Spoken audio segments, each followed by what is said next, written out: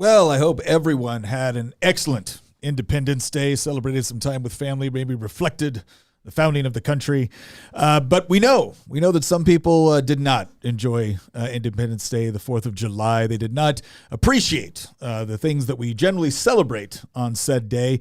And they went to Twitter in order to let us know all about it. So today what we're going to do is we're actually going to go and we're going to look at some of these tweets and we're going to ask a question. And I think it's an important one. And that is, does the left actually hate America?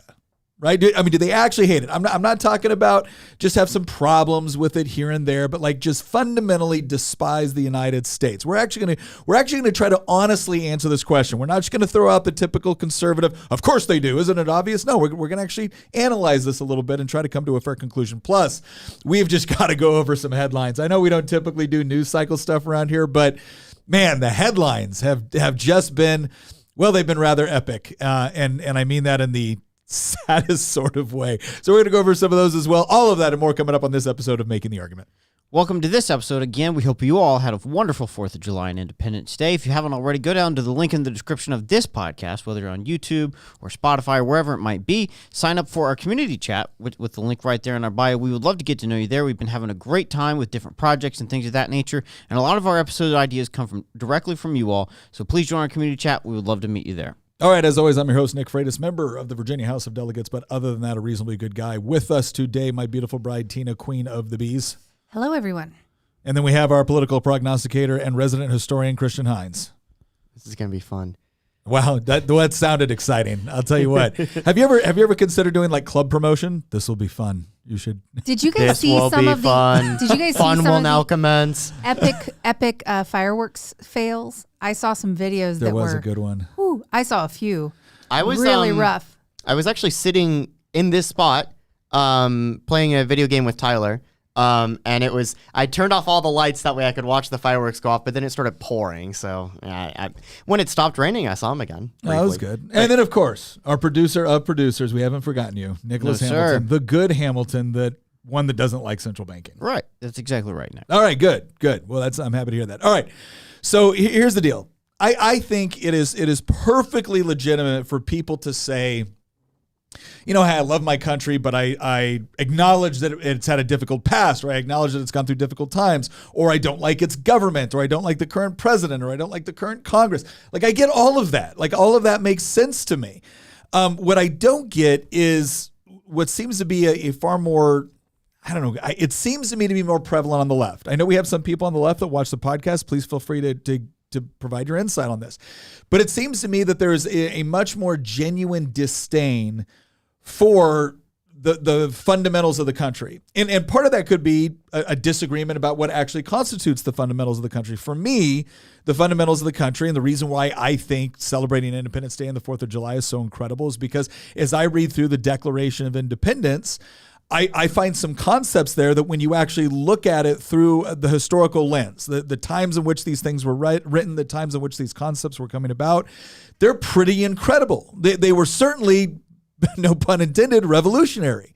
There was almost no place in the world that actually shared the sort of values that were being expressed there, that were being written out and put into paper, along with the various grievances that were being listed on why the United States was seeking independence from Great Britain. And it's super easy to go back and be like, oh, sure, they talk about freedom and they talk about all being created equal. But, at the same time Thomas Jefferson was penning those things, he had slaves. I get that. Like, I don't feel like that's something that we should hide. I don't feel like it's something that we should, be proud of. I don't feel like it's something that we shouldn't talk about or discuss. But I also think it's important to understand that at that particular point in history, slavery was essentially a legal institution everywhere in the world, right? So it wasn't strange that prominent people within a country would own slaves. It was strange that they would be talking about and laying the philosophical, foundation for eliminating it. That's what was radical. And it's this idea that if America hasn't been perfect at its beginning, then it's not good. And if it's not good, then it's fundamentally flawed and we don't like it. So let's look at this first tweet. This came from Bree Newsom Bass. And she goes, Americans' false belief that this country has been on a steady progression toward granting equal rights to all since its founding is exactly what inspires complacency in this hour as the Supreme Court replaces the Constitution with themselves. All right, so this was done on July 4th of this year. We actually have some stuff that we're going to look at. It's a little bit older too, because I want to kind of show a pattern here. Was this one in response to the fact that they can no longer discriminate based on race? Yes. Oh. Like, this is the The part. irony of 1776 likes. Yeah, this is the Who is part this that person? this is the part that I think is just strange, right? It's this idea that what we're talking about here, and on Independence Day, she put this out on July 4th, is that, first of all, this Americans' false belief that the country has been on a steady progression toward granting equal rights to all since its founding. I don't think anybody believes that. I believe that there has been a general push in that direction, which I think is flipping obvious. Wait, you don't think anybody believes that? I don't think people believe that we've been on this. Okay, look at a steady progression toward granting equal rights to all since its founding. I mean, I do. Okay, let me say what I'm saying here, right? There's a difference between a steady progression and a progression. Has it been a general progression in that move? Yes. But so you can't call it a steady progression when once upon a time in early American history, all you had to do is, if you were a slave, was escape to a northern state. And then they changed the law to basically, with the Runaway Slave Act, to say that you had to escape all the way to Canada. That's not a steady progression toward granting equal rights to everybody. What there has been is a general progression throughout U.S. history. So, and it has largely gone in one direction, and that's been the expansion of greater civil liberties. I mean, to everybody. maybe we're just maybe we're splitting hairs there, because I mean, I viewed that in the same sense that, like, yeah, technically the stock market doesn't go up every single day, but when you look out across a year, multiple years, multiple decades, the trend line is a steady progression. What I'm saying. Maybe we are nitpicking here, because what I'm saying is, I look at steady as this. Steady as this. That has not been the case. We've done this at times. We've done this at times. So is it moving in the right direction? Yes, but is it always? No, of course not. And we all acknowledge that. And what's so interesting is that if someone like Bree would bother to actually understand a U.S. history, is that what she would also recognize is that even when Congress passed something like the Runaway Slave Act, you had states like Wisconsin, which engaged in a form of nullification and interposition. Now, nullification is essentially when a state says, we think the federal government has overstepped its boundaries, and so we're not going to enforce that federal law within our jurisdiction. Interposition is when the state actively uses its own resources to prevent the federal government from enforcing it. So, for instance, when the federal government passed the Runaway Slave Act, you had people that were fleeing the United States that got into northern states. There was a place where U.S. Marshals came into a town in Wisconsin in order to basically take someone that they believed had escaped slavery and return them to slavery. And Wisconsin didn't just say, well, we're not going to give you the use of our local law enforcement or our sheriffs to help you, which is usually what federal law enforcement is heavily dependent upon, is local and state resources. They didn't just say that. Like, the Wisconsin sheriff arrested the U.S. Marshal, like took a U.S. Marshal and put him in jail, because it's like, yeah, we don't recognize the Runaway Slave Act in Wisconsin. Like, that's some pretty heavy duty interposition. That's a lot more substantial nullification than simply passive resistance. We're not going to help. But yeah.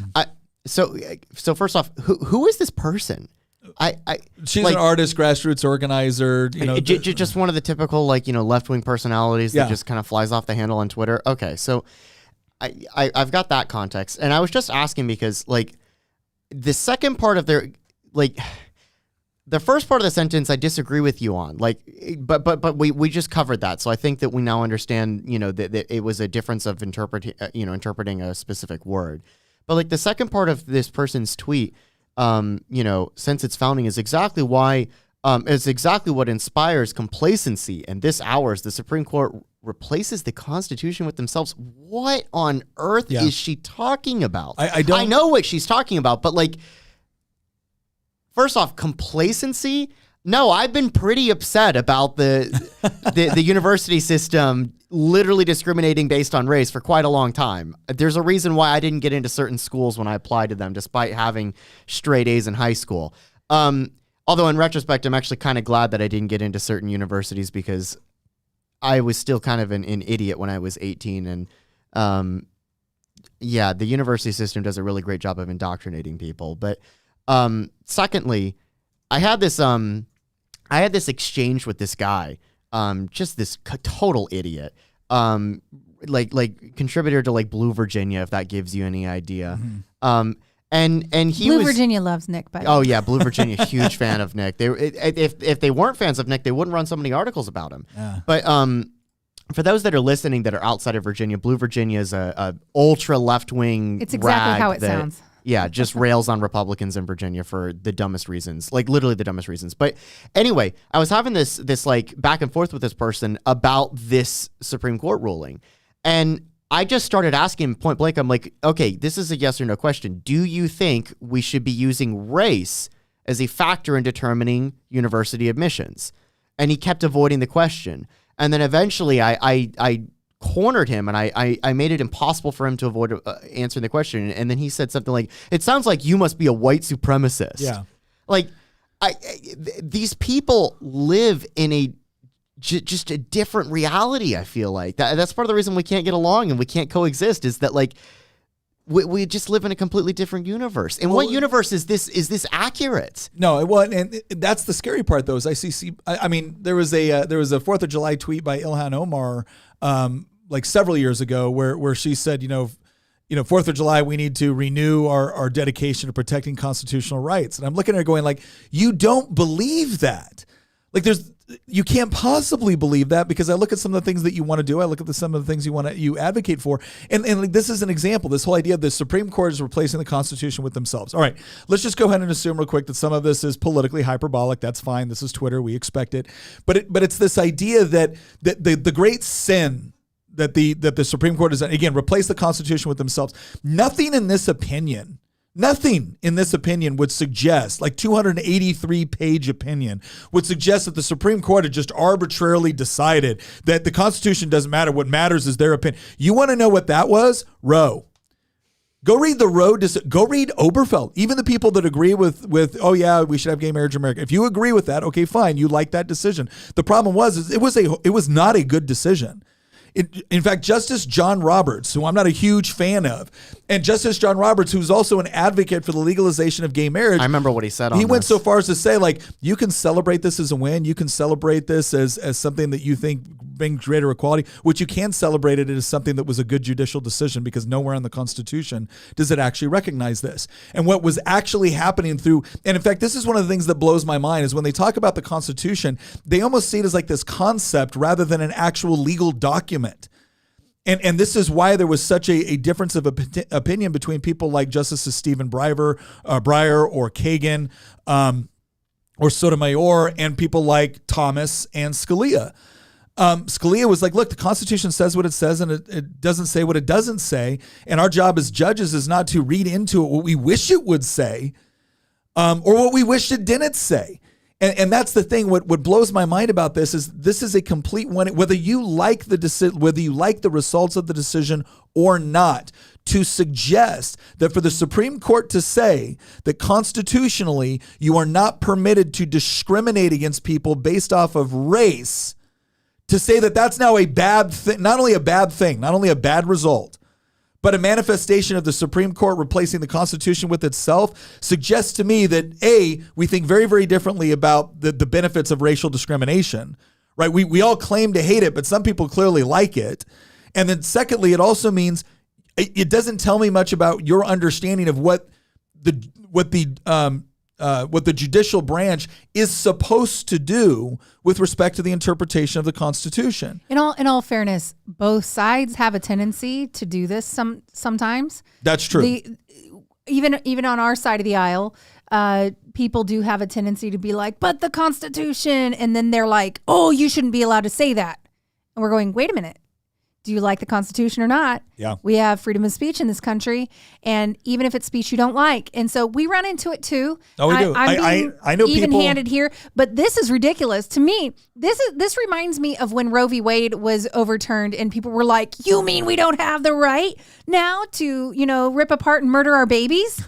And I mean, they were just aghast that your, quote, right to privacy didn't include dismantling your children. Well, that was also very, very interesting during 4th of July last year, because that's what everyone was tweeting. That's what a lot of people on the left were tweeting out. Like, I can't believe we're celebrating Independence Day and our freedom at a point where women's rights are being trampled. It's like, okay, let's just look at this. What was the quote right that was being trampled? Well, first of all, it was never a right that appeared anywhere within the Constitution. You couldn't even do a stretch of it. The court in 73 went out of their way because they had a political objective, and that court's political objective was to make abortion legal. And so they found some basis in order to do it. And even people that wanted abortion to be legal, that were good legal scholars, could look at that decision and say, no, it was not a good decision. I might have liked the outcome, but it was not a good decision. It didn't rest on any sort of consistent interpretation of constitutional text, of understanding, what was written at the time. Like, none of it applied. Like, none of that. There was no federal prohibition on states passing laws to prevent abortion. Right? It was left up to the states. The Constitution was effectively silenced on it. If anything, you could make the argument that it's very problematic for the federal government to permit states to pass laws allowing for abortion based off of equal protection under the law. But as everything was understood, both at the time that these amendments were written, at the time the Constitution was written, and everything else, the federal government did not have a place in the issue. So what did the Supreme Court do? It basically went back and said, yeah, we find that, well, what about stare decisis? Stare decisis is the idea that once something has become accepted law of the land over time, that you shouldn't overturn it without a great deal of consideration, which makes sense. However, racial discrimination had been, the law of the land prior to not only, changes within the Constitution, but also changes within the legislature. By the left's own narrative. Yeah. It has been it was the law of the land for like 400 years or 300 years, from 1619 all the way until the 1960s. So if you're going to use stare decisis in order to justify, first off, I think stare decisis is a total joke. Because there can be really bad rulings. Yeah, I have no respect for stare decisis from a legal standpoint whatsoever, because you could use stare decisis to justify anything from like child sacrifice to worshiping the, chopping out hearts to please the sun god. So let's talk about this briefly, just so we have a proper understanding of the relevance of stare decisis. Again, stare decisis is not supposed to be some sort of bulletproof thing that says, hey, if we made a really bad decision 50 years ago, it's got to remain a bad decision because, after all, stare decisis. No, what it's supposed to be is that when people have become accustomed and associated with a particular approach to the law, if you're going to overturn it, like, for instance, Brown versus Board of Education, which I think most people tend to agree with because it overturned some really bad racial segregation decisions. That was overturning stare decisis. But was it appropriate? Yes, because the initial ruling was bad. And just because they'd gotten away with it for a long time doesn't mean it made the decision good. However, if you've looked at a decision that has been made over time, that let's say is problematic or imperfect, it is perfectly appropriate to say, okay, what is the best mechanism for dealing with this? But to try to suggest that no, if it's already, and this, you see this all the time, right? And conservatives and leftists do the same thing. They love stare decisis when it protects a decision they like, and they hate stare decisis when it protects a decision they don't like. And so, I mean, the better way to simplify I'll be honest, the better way to like simplify the left's position on all of this is they like things that align with their ideology, and they don't like things that don't. Yeah. Right? I mean, it really is that simple. Yeah. Doesn't matter what the process is or law is or precedent is. And that's not exclusive to the left. We've got it all across the spectrum. People that will do that, where they go, well, laws for thee, but not for me, kind of thing. Yeah, but the difference is it's like they want freedom of speech in this realm, but not in this realm. Or they want, certain types of freedoms for these people, but not for these people. Yeah. The difference is that until very recently, and I do notice that it is starting to change. We've talked about this in previous episodes, but until very recently, the right's position was not, we want to enforce our will on other people. for a very long time, I would say over the past decade, the right's position increasingly was we want to be left alone to live our lives. We don't want to tell other people how to live their lives, and that has not been good enough. And we've recognized that it hasn't worked. And when you're trying to compromise with somebody that wants the entire world, and you just want to be left alone, they get half your world. You know, and there is no compromise there. Nick So once no, said- we do need to push back. It's kind of like, hey, you know. You want to have a right to do certain things and have money provided to you, well, then fine. I've got my Second Amendment rights. You need to provide me ammunition. Nick, you once told me, I laughed so hard when you gave me this analogy, and you said, arguing with the left or trying to negotiate with the left is like trying to negotiate with an arsonist who wants to burn down your house. And they say, I want to burn down your house. And you're like, well, I don't want to burn down your house. And then they respond with, okay, we'll compromise and I'll burn down half your house. Yeah, that is a really good analogy because that's how it feels half the time. Let's look at the next tweet here. This next tweet came out. This one got a lot of attention. It was from Ben and Jerry's. It said, this 4th of July, it's high time we recognize that the U.S. exists on stolen indigenous land and commit to returning it. Learn more and take action now. So You got to read the meme. The United States was founded on stolen indigenous land. This 4th of July, let's commit to returning it. This is stolen land, right? That's the meme. So here's my question. And look, a lot of these arguments go back to the idea of, stolen land is an interesting historical concept because you would be very, very hard pressed to find any land that wasn't at some point taken from somebody else. At this point, it's almost, we were talking a little bit about this, about the history of Great Britain, right? And the history of England. You had Britons, you had Celts, you had Romans, you had Anglo-Saxons, you had Jutes, you had Picts, you had Welsh, you had Irish, you had the Normans. The Normans, you had the Norwegians, you had the Swedes, you had the Danes, you're looking at this going, British history is a layered cake. guys, at what point, who do we give it back to at this point? Not to mention the fact that I think that the thing that is a little bit disingenuous whenever we're talking about stolen land is that a lot of times, not every time, but a lot of times, the same people talking about stolen land, if you go back far enough in history, they stole it from somebody else, and they're not interested in giving it back. Ben and Jerry's is not interested in returning the factory that they're, or the land that their factories sit on. But you know what? Using this same logic, you could argue that the entire nation of Turkey deserves to be erased off the face of the earth. Well, are you going to get back to the Hittites or? No. I'm going back to the Battle of Manzikert. Oh, God. Return Anatolia to the Greeks. Yeah. It was rightful Greek territory for 1,000 years. This is always the issues. Where are the reparations, Nick? From Greece to Iran for Alexander the Great's conquest of the Persian Empire. Well, I want to know. They've been waiting for over 2,000 years. Bottom line is Ramses II owes an apology to the king of the Hittites for the battle of Megiddo. I mean, let's go if we're really serious about this. Nick and I could just keep throwing out the French actually are colonizers. They colonized Gaul. It used to be called Gaul, right? And then the Franks came in. They were Germans. Yeah. And then they took it from the Gauls. Well, actually, the Gauls were wiped out by the Romans, so they took it from the Romans. So France is also an artificial social construct that deserves to be wiped from the face of the earth. Actually, I know some Americans that would probably agree with that. But again, Nick and I could just keep going. There is no corner of this planet aside from Antarctica and possibly North Sentinel Island.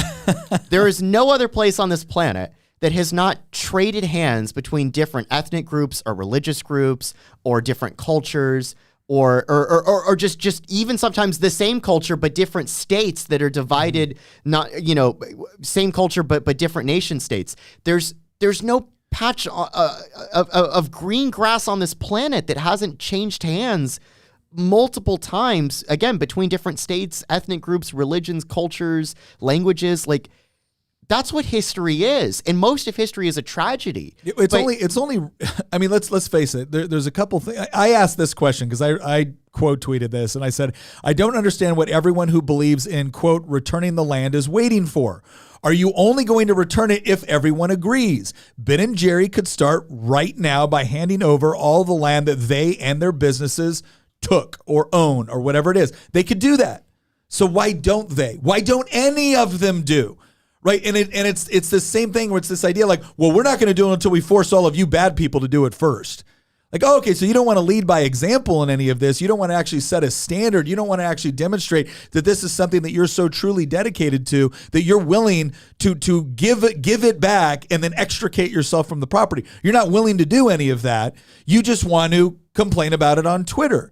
And partially that's because I think, one, they understand that there is no real solution at the end of the road on what they're talking about here. The second one is I think they recognize that it would affect them personally in ways that they're not willing to admit.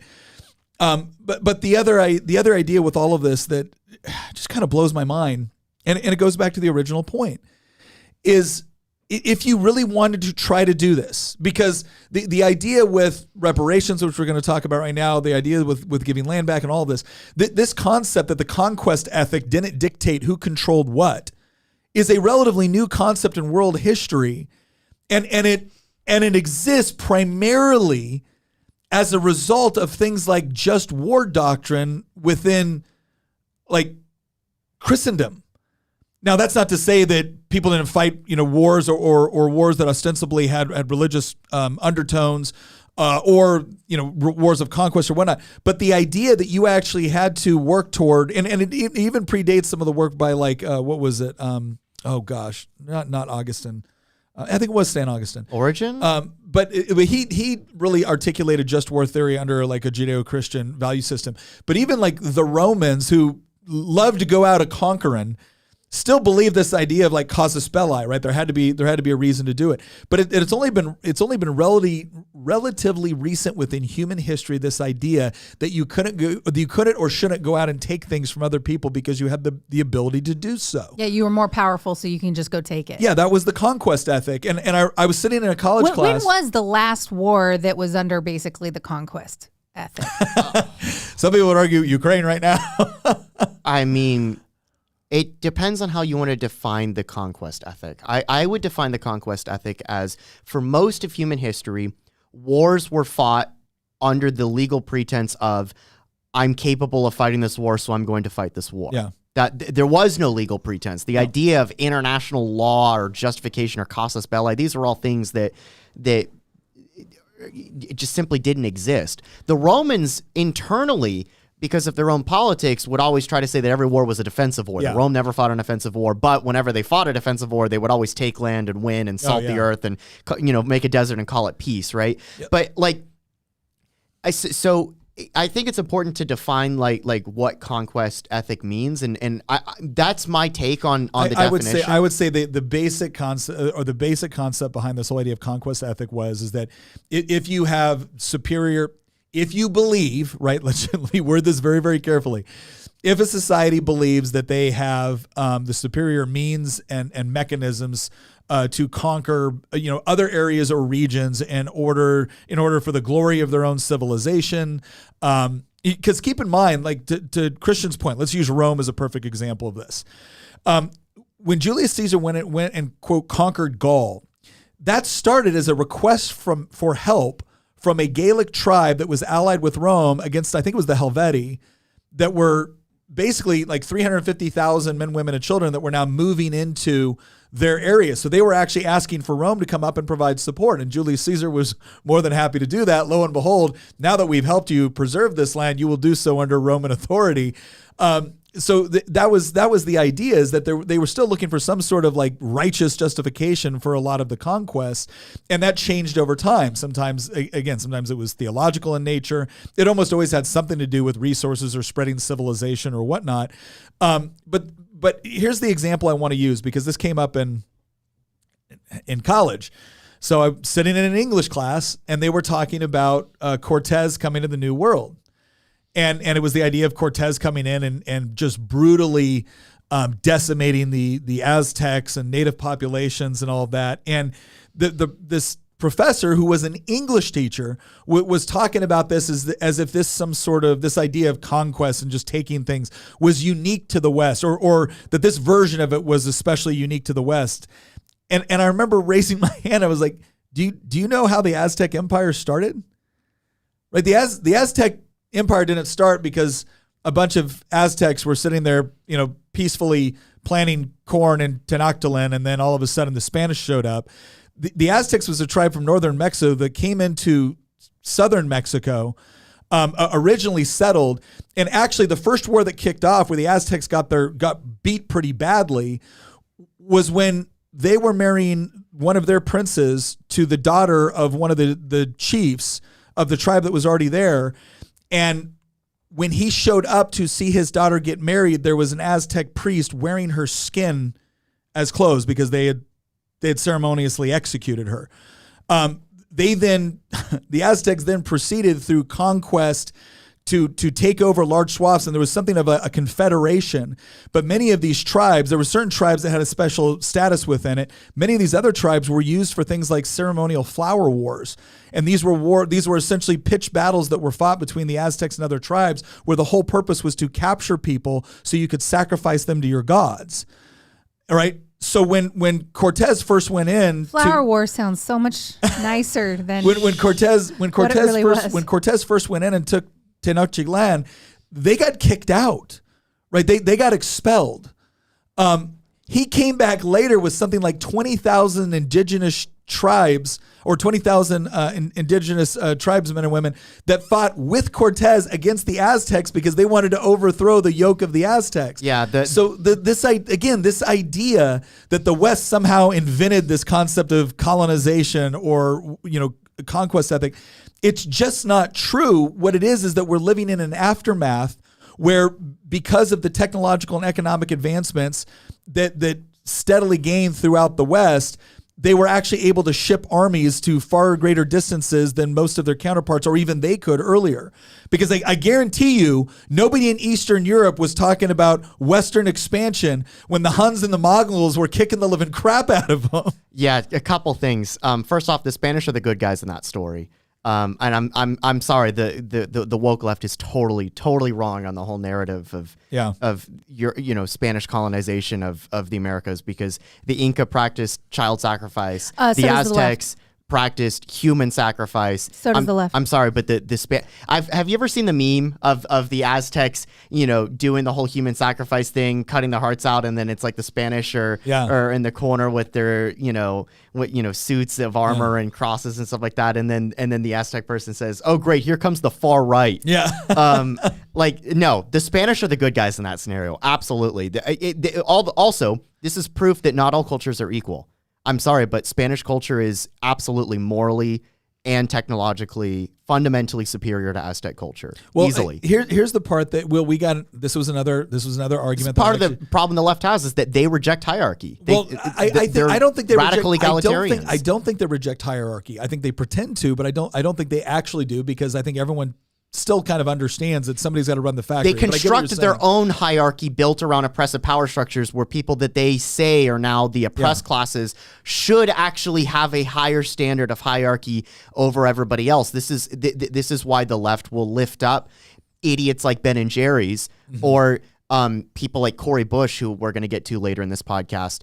They give them more credence than some random guy on the street because they fit into, look at their race, look at their gender, look at their sexuality, look at their income, look at these things, and then we're going to assign you a class status, and if you fit a certain mold, your opinion is going to be worth more than somebody else. Nina Turner's opinion, in the left's own twisted hierarchy, Nina Turner's opinion is worth more than you. Why? Because she's a black woman and you're a white man. Yeah.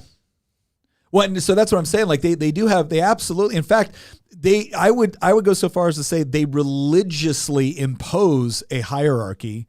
It's just that the hierarchy is very different from the so hierarchies exist no matter where you go. They just exist. It's a natural kind of order that takes place. The question is how is the hierarchy going to be organized, and who has access to the ladder within the hierarchy, right? So I think we should all acknowledge that there's some people that I am never going to put in the same time and effort to build something like Amazon that Jeff Bezos did. That's not because I think that Jeff Bezos is a morally superior person to me, but I do believe that I do believe that economically he had an idea that was very good and was willing to stick with it and willing to put in a lot of hard work and effort in order to develop it. And therefore, he deserves benefits from that. He deserves benefits from the over 1 million people that Amazon actually employs. So that's the difference. That you can have a hierarchy that is as close to meritocracy as possible, or you can have a hierarchy that is based off of arbitrary things like, who your parents were. Or in the case of the left, it's a hierarchy based off of victim status, which again, I think is a lot more rooted in Marx, because the little excerpt of Marx is from each according to their ability and to each according to their need. Well, within that system of hierarchy, because it still exists, you're not elevating ability, you're elevating need. So then, of course, everybody makes a mad dash for how much need they have. And again, this is just Ben and Jerry. They love dumping on the U.S. And this is just another, again, on the 4th of July, this is when they decided to talk about this. Before we move on, there is a question from Insomniac Software something or other. The question is, how should we teach history? Is all history at some level propaganda? I was like, this is a great opportunity to tell people about the Tuttle twins, but I think here's what I would say to that. The old adage that history is written by the winners, there's a lot of truth to that. Now what I would say is that teaching it in context is incredibly important. I think teaching as context is important. The other thing that I always try to point out is that we haven't. It's easy to both deify and demonize. Whenever we look at history, we deify our heroes, we demonize our opponents because they're not here to defend themselves anymore. I don't have any problem, but here's what I will point out.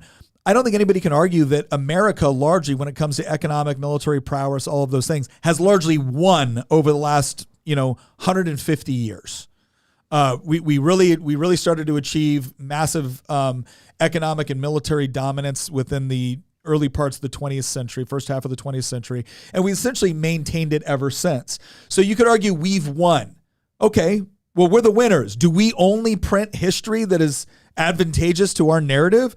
Absolutely. I mean, we definitely print history, and we encourage, through freedom of inquiry within our society, the going back and re-looking at our own history in order to try to improve from it. I think that's important. The problem that we have now is I think that there's just been this trend which I do think is more than just revisionist history. I think it has a political objective to it. And part of that political objective has to do with tearing down aspects of American history, which cause people to elevate it and want to protect and preserve and advance it. I don't think there's any question in that. But should we always be willing to look at history from multiple perspectives? Absolutely. But facts are also facts. And you can have a different perspective on the facts, and I think that's interesting, and that's always worthwhile to talk to people about. But the people that want to completely negate either one person's perspective or deny that certain facts, certain well-established facts are in fact facts, and they want to do so not because they have overwhelming evidence to the contrary, but purely because it fits their current political narrative. I'm sorry, I'm not going to give that equal standing when it comes to properly understanding what happened, why it happened, and what we can learn from it. All right, let's look at this one. Here's a perfect example. Nina Turner. Why are conservatives mad at people pointing out that the founders owned other human beings? Oh my gosh.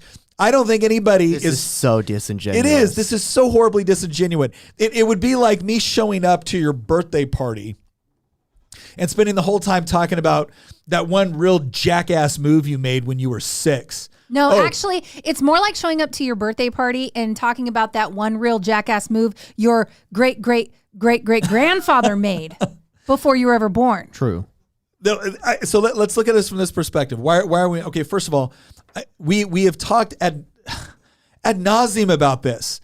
Like I want to find all of these people that have somehow grown up in America without knowing that the founders, or that many of the founders, not all of them, but many of the founders, especially the ones in the South, owned slaves. I'm sorry. Did that not slip by until Nina brought it up? Is it Nina or Nina? Whatever.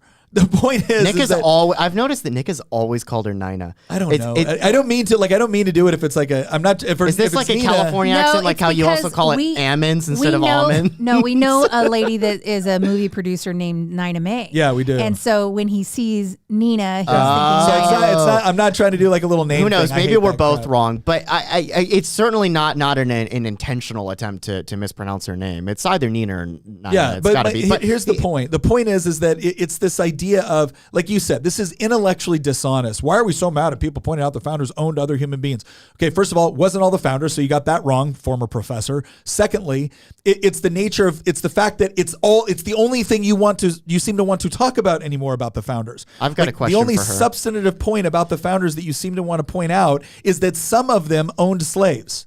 That's it. Nick, I have a question. What? Who sold him those slaves? You're not allowed to ask that.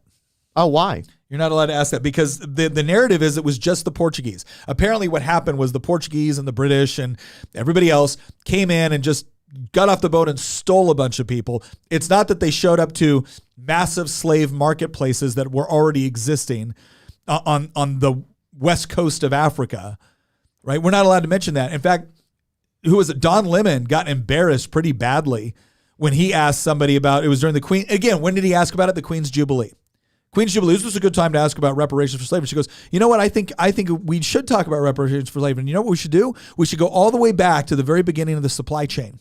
And we should ask ourselves, who participated in the actual rounding up and in enslaving of people and then sold them into not only the Western slave trade, but also the Eastern slave trade. And who fought to end it? Yeah. It was the Royal Navy. And that now fought they make to end it. make movies like The Woman King to glorify it, basically. Yeah, I remember that interview. They actually pretend that that's not what it was all about. I remember that interview, and this British lady made the argument. It was an incredible interview. It was only like 3 minutes long, and she made the argument that you're right. We need to trace the individuals whose ancestors served in the Royal Navy when they were fighting against the international slave trade and fighting against the distribution of slaves through the Barbary States. We forget that the Barbary States enslaved 1 million Europeans in North Africa. She said, we need to go back and find the living descendants of these ancestors who fought in the Royal Navy during this time frame, and we need to give them reparations. And we need to take the money from North Africa and from West Africa to fund these people because of the work that they did to put an end to the international slave trade. And Don Lemon just kind of like shut the hell up at that point. Oh, he did. He was quiet because... And he was like, well, it's an interesting discussion, all these different points all around, and he just wanted to get the interview over and done with at that point. And the reason I get so angry, not even angry, just at this point, I don't even care what she has to say. I'm not even angry. I don't care what she has to say. But the reason I don't care anymore is because she has a narrative that she wants to push, and it's a narrative that I have argued this over and over again. She probably doesn't even realize it, but it's rooted in Marx. Mm-hmm. It's rooted in identity Marxism, and she's committed through hell or high water to push it no matter what. Facts be damned, history be damned. I have a narrative. I'm going to run with it. I'm going to conveniently leave out things like the fact that 1 million white Europeans were enslaved by the Barbary States in North Africa. I'm going to leave out the fact that every single African that was shipped across the Atlantic slave trade, through the whole triangle trade, every single one that went through the Middle Passage was sold by West African kingdoms that were enslaving other West African kingdoms that they defeated in war. There's a reason why, when you look at the map of West Africa today, there's a Ghana and there's a Mali, but there is no country named Songhai. Mm-hmm. And the reason there's no country named Songhai is because the Songhai Empire was the most prolific enslaving empire in the history of West Africa. They basically monopolized the slave trade to the Europeans. The Songhai had created a massive empire across the entire... This is in the late Middle Ages, early modern period. They created a massive empire stretching across most of the countries that make up this region today. They were the ones that were going out there, conquering other tribes, carrying them off to the coast and selling them to the Portuguese. And by the way, out of the Middle Passage, the overwhelming majority of enslaved Africans went to Brazil and the Caribbean. 4% of all enslaved Africans that were shipped over to the New World came to the 13 colonies in the United States. Overwhelming majority went to Brazil and the Caribbean. Half of them went to Brazil. I have a question here that I'd love to jump to. Grumpy Acres Farm asks, isn't the genius of the founders the fact that they saw the shortcomings of the country as it was and wrote a way to change it to how it ought to be? Yeah, I think so. When you look at the original authoring of the Declaration of Independence, Thomas Jefferson actually put in there what Benjamin Franklin was a little bit concerned about initially. And he was talking about one of the grievances was actually the slave trade. It was about getting people from Africa and bringing them into bondage. And so people can look at that and be like, wasn't that a little bit hypocritical for Thomas Jefferson to say that when he owned slaves? And you could say yes. And Jefferson actually struggled with this because he understood that there was a moral deficit with respect to that. If you actually look at the way that Benjamin Franklin had been concerned that Jefferson wrote it that way to make if you were condemning the trade from Africa, but you weren't condemning the actual institution of it, he was worried that you actually made slaves in the United States a more valuable commodity because now you couldn't get ones from Africa. And Jefferson, explained that no, he believed that slavery was a moral problem. It was a moral hazard. And the question is he didn't know how to end it. Now, it's very easy for people to look now and be like, well, it's simple, you just end it. Okay, the practical reality on the ground at that particular time was independence is what they were trying to achieve. They were trying to achieve independence from Great Britain. Southern states, and that was from Maryland south, allowed for the institution of slavery. They were heavy agrarian economies. They were largely built around slave labor. Not entirely, not completely, but it was a large aspect. It was a very politically powerful position over there. And so the issue is that if you declared independence from Great Britain while condemning slavery at the same time, well, then half of the colonies, to include the most powerful one at the time, which was arguably Virginia, you're now putting them in a position where they've got to have an internal battle and fight over the institution of slavery before they can fight the most powerful navy and arguably the most powerful army in the world at that time. And so that was the understanding, is that even people that owned slaves, Washington, Jefferson, Mason, Madison, they recognized there was something wrong with this that was going to have to be dealt with. The argument that they essentially made was, we can't deal with it right now because we're not going to be able to achieve independence. Now, you'll have some people look back and be like, well, no, they actually fought the war for independence in order to preserve slavery because England was already moving in an anti-slavery direction. I think that's a very, very problematic argument to make, namely because some of the most prominent members of the South actually believe that slavery was a problematic institution. Again, that's your Jefferson, that's your Washington, that's your Mason. And then obviously in the North, as much as I don't like the original Alexander Hamilton on certain issues, one of the ones he was absolutely correct on was abolition. Same thing with John Adams. Same thing with many other the patriots from the North. So the issue is that if you look at the philosophical argumentation that was made in the Declaration of Independence, it becomes very, very easy to understand that slavery is a problem. It doesn't quite fit.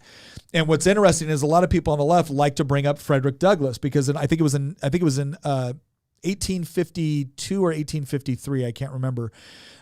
He wrote a letter. In fact, let me just look this up real quick. He wrote a letter about how the slave sees the 4th of July. And if you haven't read it, I would really encourage you to. He goes, "What to the slave is the 4th of July?" And keep in mind, this is Frederick Douglass. He was one of the most preeminent leaders of the abolitionist movement. And just an incredible orator. He was actually a slave very young. And when you read it, you feel like the intensity and the depth of emotion that he is put into this idea, where he's like, when you read this document, when you read these ideas, and when you read this founding, you recognize that slavery has no place.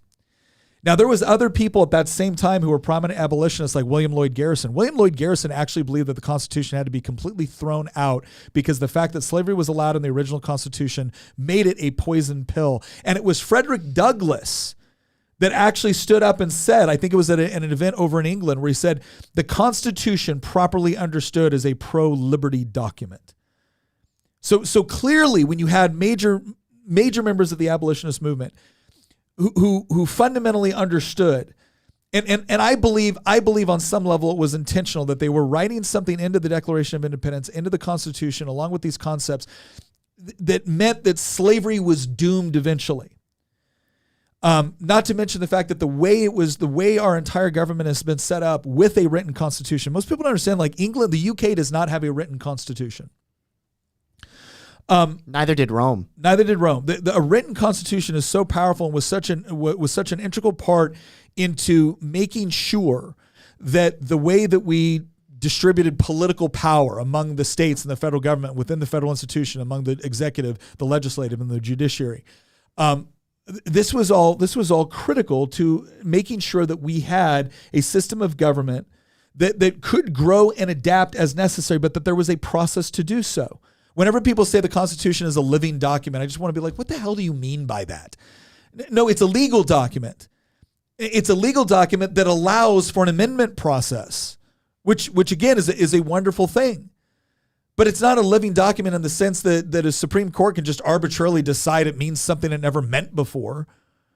So yeah, I would say that I do think that was the genius of the founding fathers, and you see this within like the opening portion of the Constitution. It was in order to create a more perfect union. They understood it wasn't perfect. In fact, I would argue they understood that perfection is not possible this side of heaven. But in order to strive for something more perfect, they put something in place that allowed for that striving to take place in a relatively peaceful mechanism. Now, it hasn't always been peaceful, obviously. But yeah, I do think that was the genius of the founding.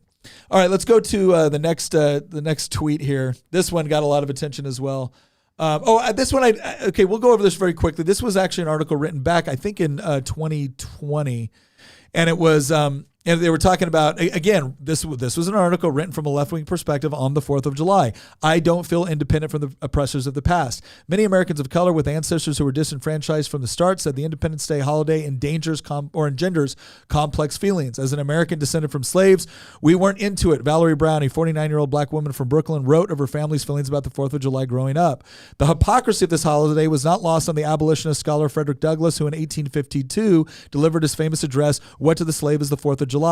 Now, he goes, in it, he spoke about the sad sense of disparity that existed between black and white Americans at a time when slavery had not yet been abolished. Now, gotta love how PBS leaves white undercapitalized. That's one thing that I've noticed that they've started doing lately is they'll capitalize other races, but they won't capitalize white. Sorry, I'm just bringing that up for those that are listening to us. He goes, I am not watching. included within the pale of glorious anniversary, he told the mostly white crowd at an event in Rochester, New York, commemorating the signing of the Declaration of Independence. Your high independence only reveals the immeasurable distance between us. Now, here's what's important to understand. They are using this as justification for people in general, for Americans in general, and specifically people of color or whatnot, to essentially disparage the 4th of July or to feel excluded by it. And they're saying, well, look, here's Frederick Douglass. He was writing this in 1852. Yes, he was writing in 1852. Right? The idea was, and the reason why he was writing is like, the principles you're mentioning in there are not yet being applied to me. The problem that I have is that he was fighting for the principles to be applied to him. And they were. And they're fighting against the principles. Right. And it's like this idea that like he recognized this was he recognized this was a liberty document. He recognized the contradiction. And rather than throwing out the 4th of July or the Declaration of Independence or the Constitution, rather than throwing them out, he appealed to the arguments that were being made in those founding documents in order to explain why it was just an injustice that people were being denied these things. So I think it's important. Like, as we look at this, fine, but can we please understand it within the proper perspective, especially in 2023? Can we stop pretending that we're still living in 1852? All right, let's look at the next tweet. All right, here we go. We saved the best for last. Cori Bush, Congresswoman. The Declaration of Independence was written by enslavers and didn't recognize black people as human. Today is a great day to demand reparations now. Oh my gosh. Again, this goes back to the Nina Turner. I guess it is pronounced Nina.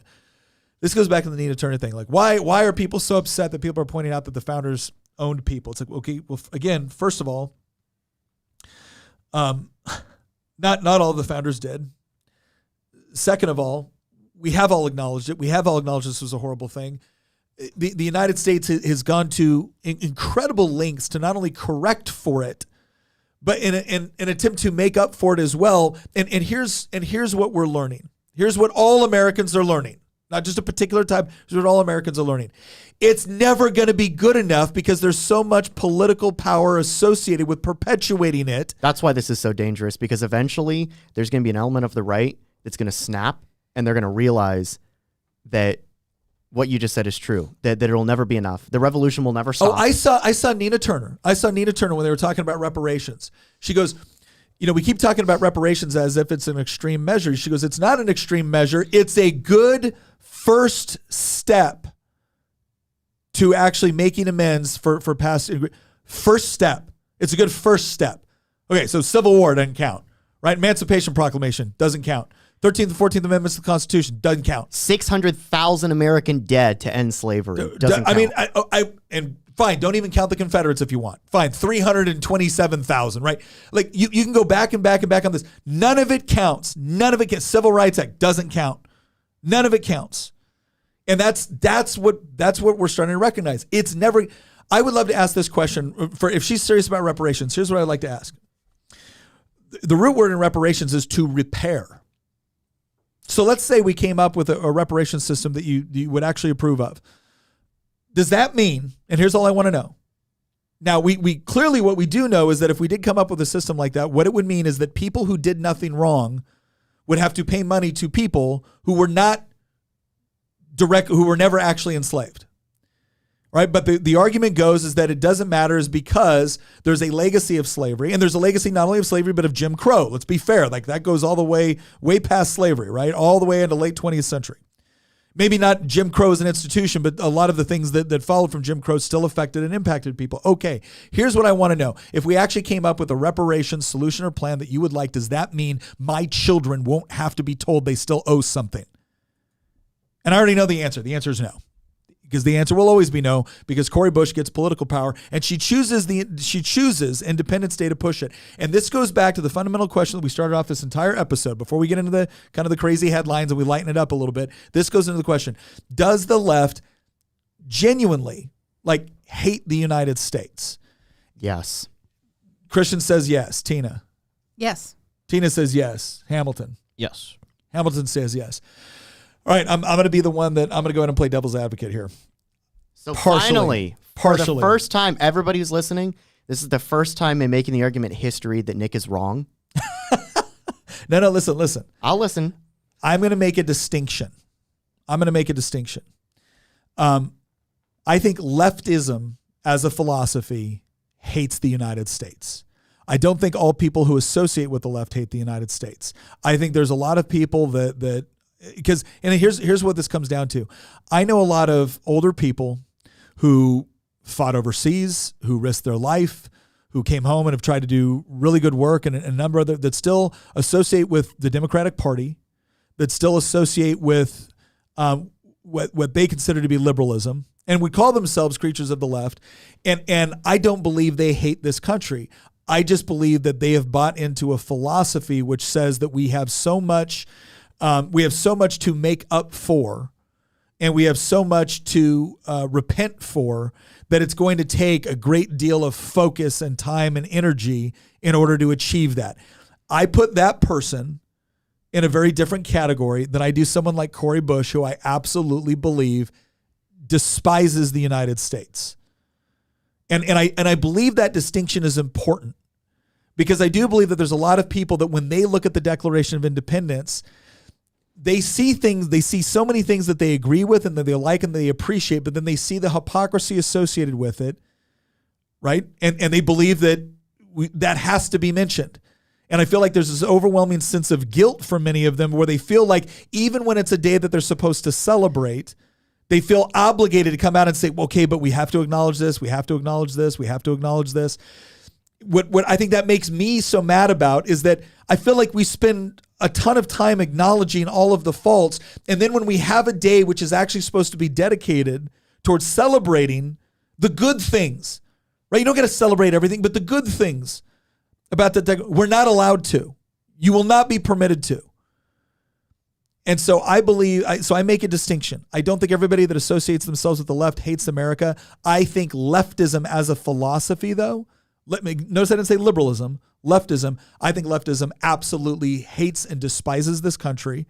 I think they think that everything that we have is ill-gotten. And I think that the reason why they focus so much on the identity component, I think the reason why they focus so much on the history of slavery within the United States is because they have to come up with an explanation for why the United States has been so successful. And it can't be because individual liberty, free markets, private property rights, It can't be in limited, constitutionally limited government. That can't be the reason, because leftism doesn't like any of those things. Leftism despises property rights. Leftism despises individual liberty in the conception, in the sense that we think of it, where you have both a great deal of freedom to do what you want, but a great deal of personal responsibility. Right? They value the collective more than they do the individual. Right? They don't like free markets. Free markets to them, all it does is it develops disparity. And so that's why now every single disparity within a free market is automatically chalked back to bigotry, racism, or sexism. So I think leftism has the reason why they have glommed onto this is because when you look at the whole of U.S. history and you accurately compare it with the rest of history, you find an incredible experiment taking place that has allowed for greater economic, social, and upward mobility than any other time in human history. And all of that ends up being an absolute condemnation of what they believe.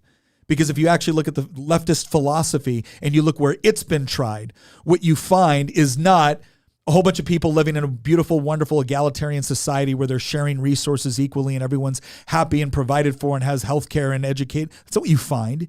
You find degradation, you find oppression, you find crippling, crushing poverty. You find people desperately trying to leave. And where do they try to go to? Here. We have become the great Satan for leftism as a philosophy. And that is why I think the philosophy hates us. And I think a lot of people that have adopted that philosophy in its truest form hate us. I think there's a lot of other people that associate with the left. They see the legitimacy in the argument on the things that the United States has gotten wrong, right? And they still believe in the foundational principles. They just see us as being a whole lot farther away from where I believe we actually are with respect to the application of them. I feel like that's almost universal. And the reason I say that is because when I was running for office, I knocked 100 doors a day. That was my goal every single day, 7 days a week for about 3 months. I knocked 100 doors a day. And depending on, we were supposed to be trying to only knock Republican doors, but here in Virginia, we do not have party registration. All we can do is see whether or not you voted in a primary or not. So if you voted in Republican primaries, you were likely a Republican. That's how we would kind of assume. That's how we built our walk lists. So then I would go and I would knock all these doors. And sometimes you had people that voted in Republican primaries strategically, and they were not Republicans in any way, shape, or form. And you could always tell because you'd walk up to the door and it would say, "Hate has no home here." And you're like, uh-oh. And then you'd knock on the door and they would be vicious. And you'd think to yourself, well, why in the world are you on my list? Because you're voting in my primaries.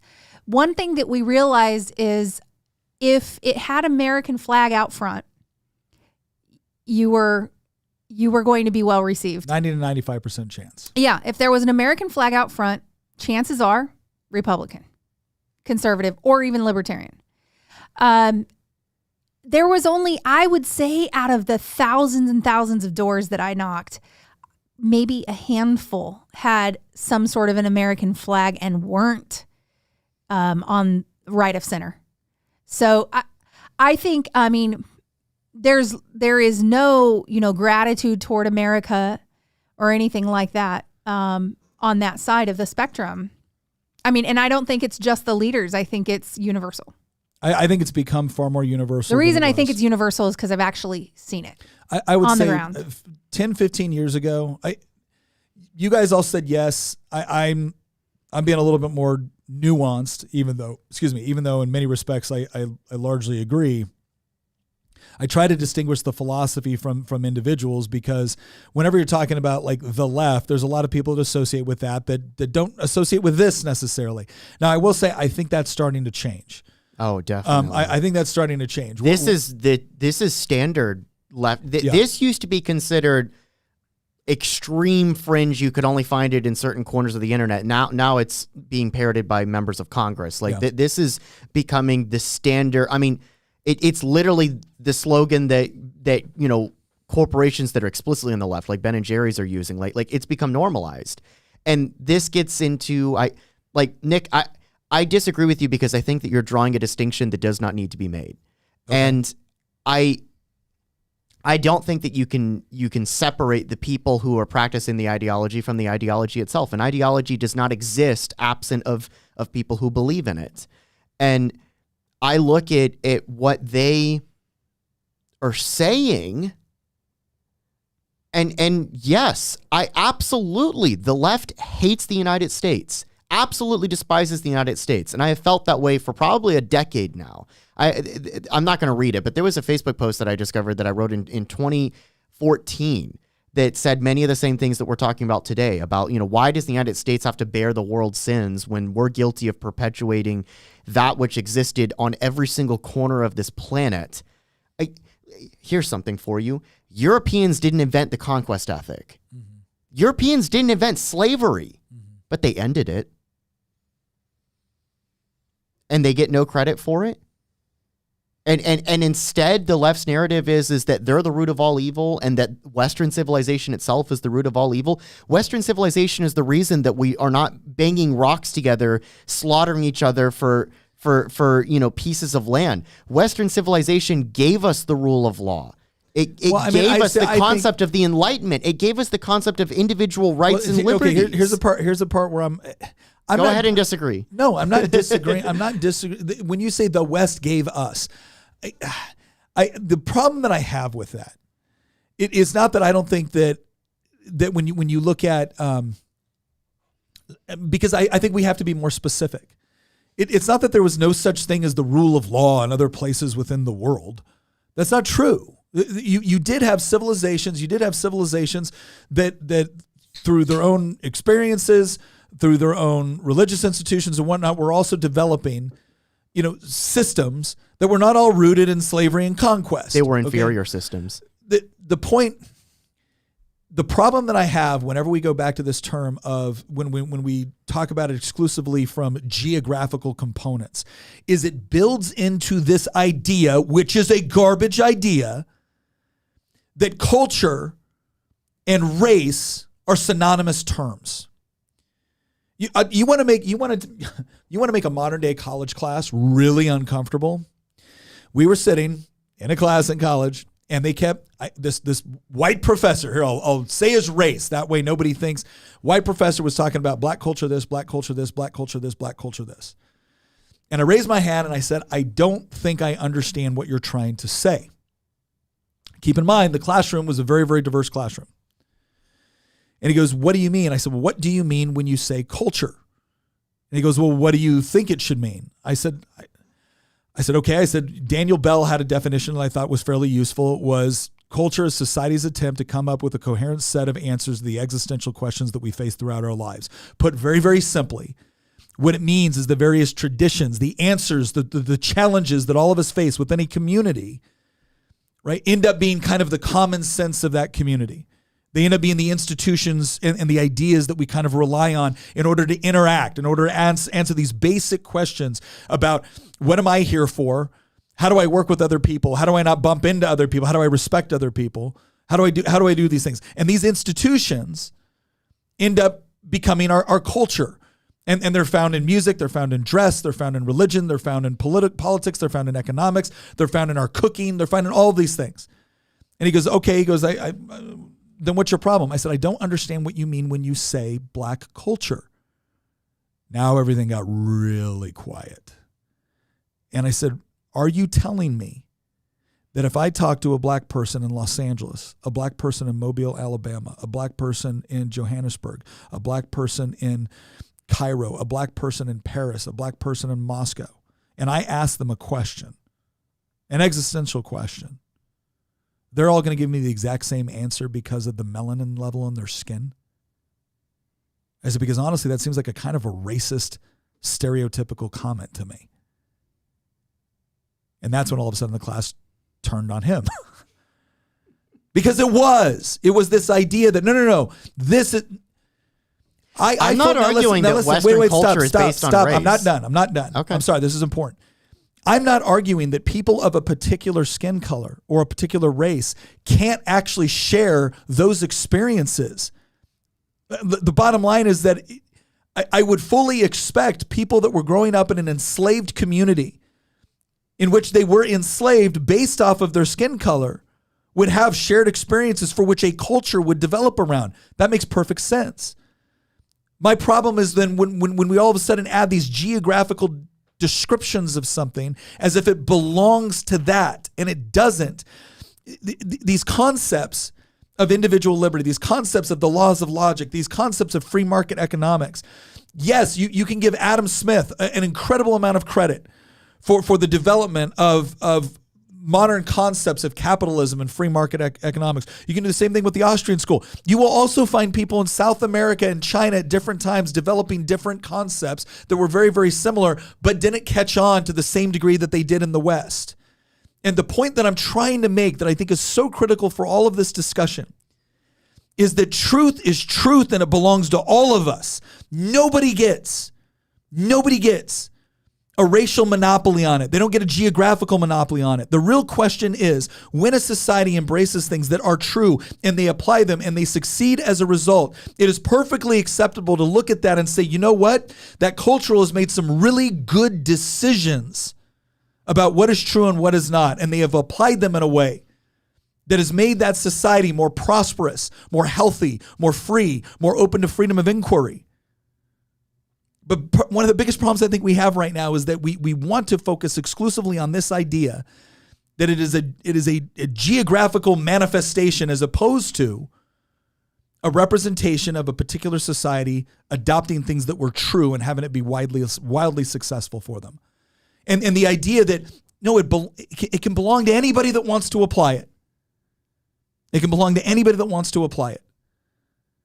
And when they do apply it, it's not that they've applied this Western thing. They've applied something that was true. And that's what I think is so important. And that's what I think has been missing through so much of it. It's not that I don't think that we should have a great deal of appreciation. Obviously, I do.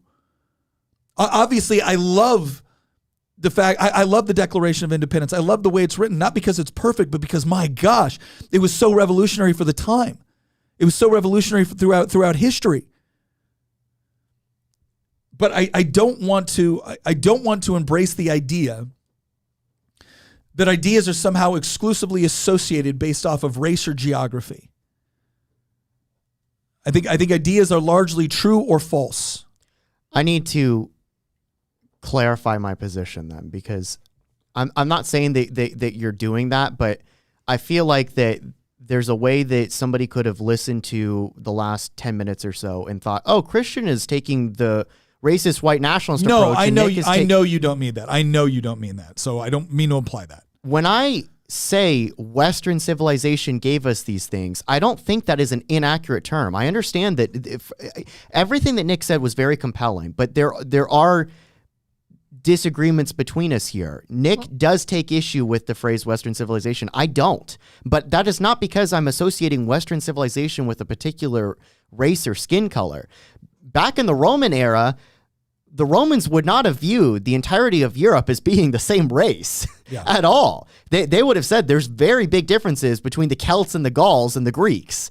They're not the same from the Roman perspective. In our modern American sense, we would say, oh, they're all white. Mm-hmm. But the Romans would not say they're all white. They would say that's a Greek, that's a Gaul, that's, a Celt, whatever, and we're Romans.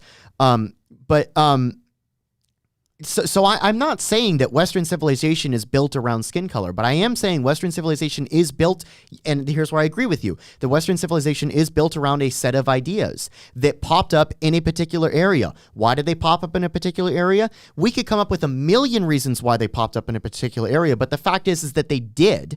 They did pop up in a particular area, and that is a particular area in the world that the left is trying to pin all of the sins of humanity upon. There's a problem with that. They're not. Do you see the left complaining about the Mongol conquests a lot?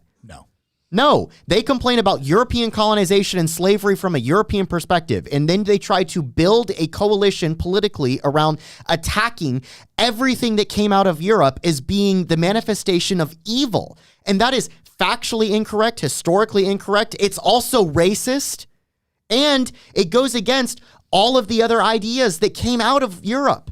everything like the Enlightenment. And yes, there are things from the Enlightenment that I disagree with. I'm not a huge Rousseau fan, not a huge Voltaire fan, Yeah. but I am a huge John Locke fan. Yeah. I'm a huge fan in the separation of powers. I'm a huge fan in things like individual liberty. I'm a huge fan in individualism, in the concept of liberty itself. The Eastern part of the world, I'm a huge fan of Eastern philosophy. Anybody that gets to know me, if I were not a Christian, I probably would be a Buddhist. I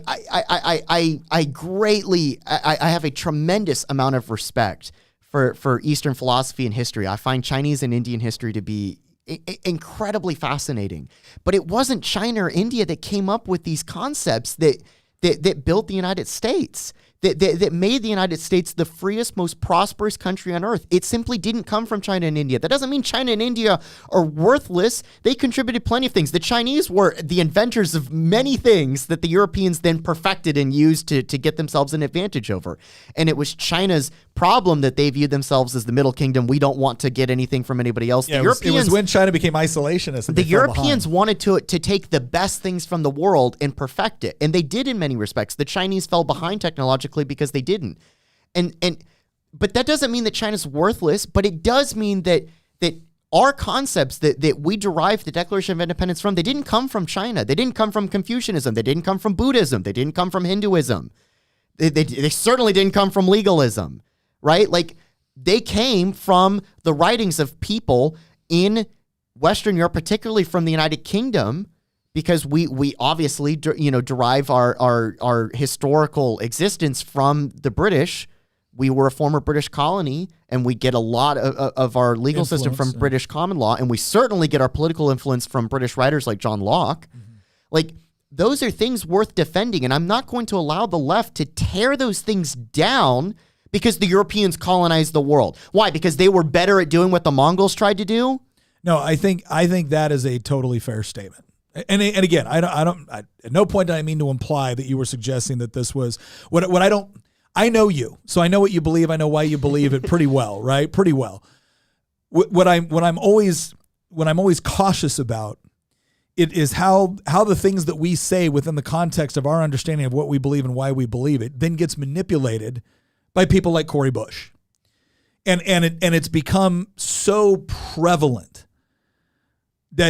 that's the only reason I felt it necessary to make that clarification.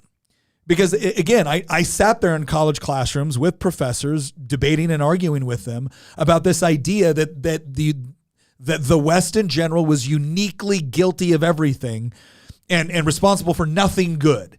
To the extent that we did anything good, it was because we ripped it off from somebody else. Well, they love to say that, but then guess what else is distinctly Western that is much more modern concept?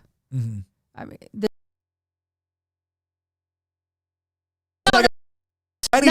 Chinese culture right now is absolutely being devastated by Western philosophy in the form of Marxism. I was actually talking about the gender ideology stuff. Yeah. Because if you have ever seen What is a Woman, it was really interesting when he went to a tribe in Africa and started talking about what some of these people believe and espouse in the U.S. And they were thinking, we don't want to go to the U.S. Places, everybody's crazy there. Yeah.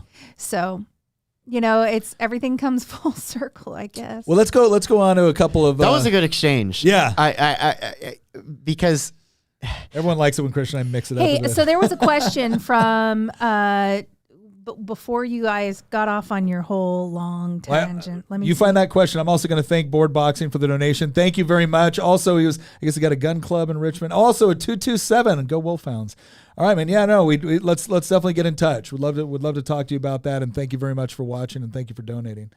Okay, well, why can't I find it? They've been very busy in the chat. Well, let's Okay. So Brian Betts. I can't find the comment now, but it basically said, would you ever have a liberal who's, respectful and intelligent and logical, that kind of thing, come on to share alternating views and see if there's any compromise to be had. No, absolutely. I'm sorry, Brian, I couldn't find where your question was, but I hope I summed it up okay. I'd love to see you, because Nick loves debate. I'd give up my seat to watch somebody on the left. Well, what was the oh gosh, the term you used the other day where it's not a I love to debate, Theolocution? yeah, theolocution. Theolocution is the idea where two people sit together and essentially share perspectives and ideas in order to determine whether there's overlap, where there's disagreement. And the emphasis is on why they believe what they believe. Yeah, Right? Like yeah. what's the underlying philosophy behind it? It's not necessarily to debate. It's to exchange ideas and understand the perspective. Because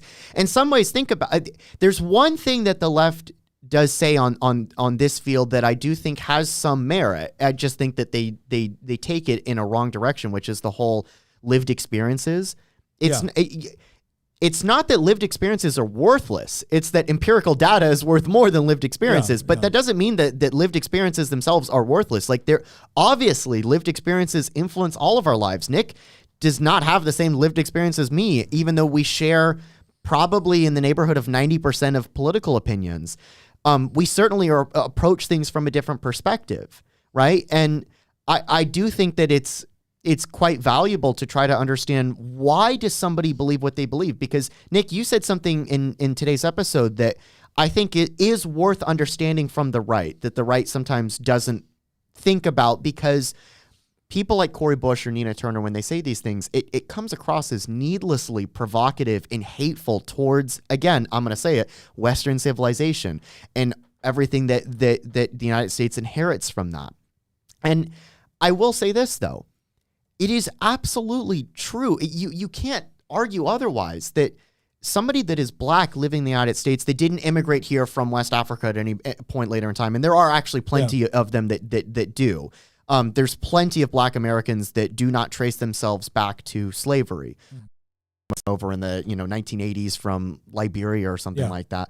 Yes, statistically, almost certainly you were a descendant from slaves. And if you're a descendant from slaves, of course, that's going to influence the way that you look at things. How could it not? If I lived in a country where people of my skin color historically, several centuries ago, were almost unanimously enslaved by the people living in that country, who several centuries later are still the majority of people living in that country, even if it wasn't like if I lived in China, and let's say hypothetically China had a history of enslaving Koreans. Mm-hmm. In fact, actually, you could argue that they did. Korea was a vassal state of China for a long time.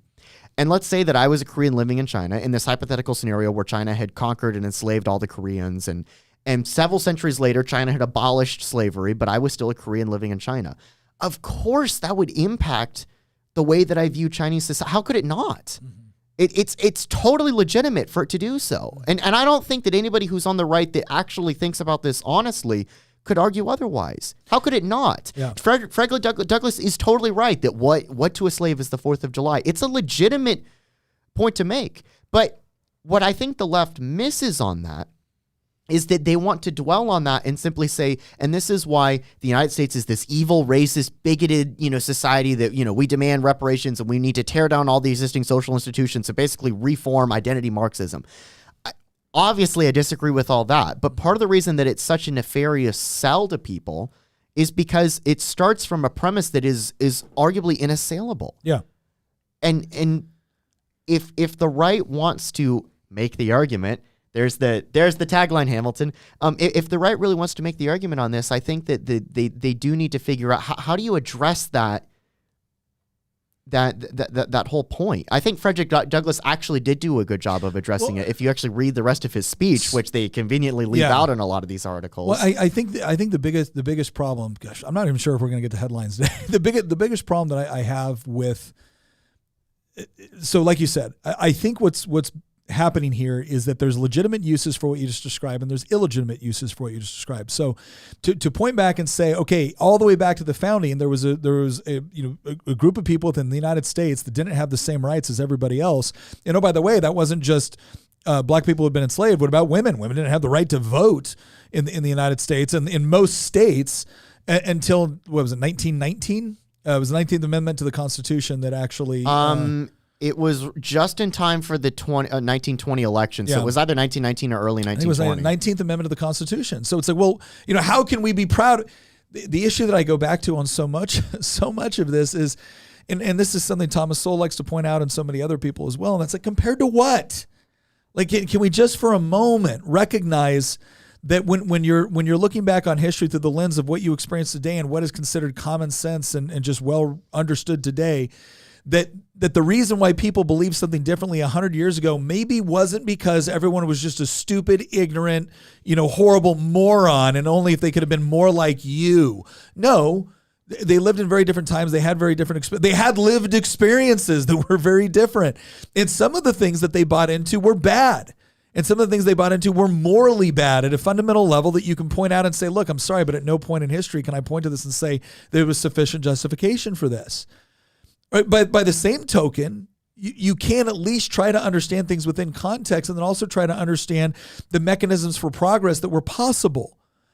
One of the things people I don't think they fully appreciate is how quickly things have moved within the last 300 years of world history compared to how slowly they moved in the preceding 15,000 years of human history that we're aware of, right?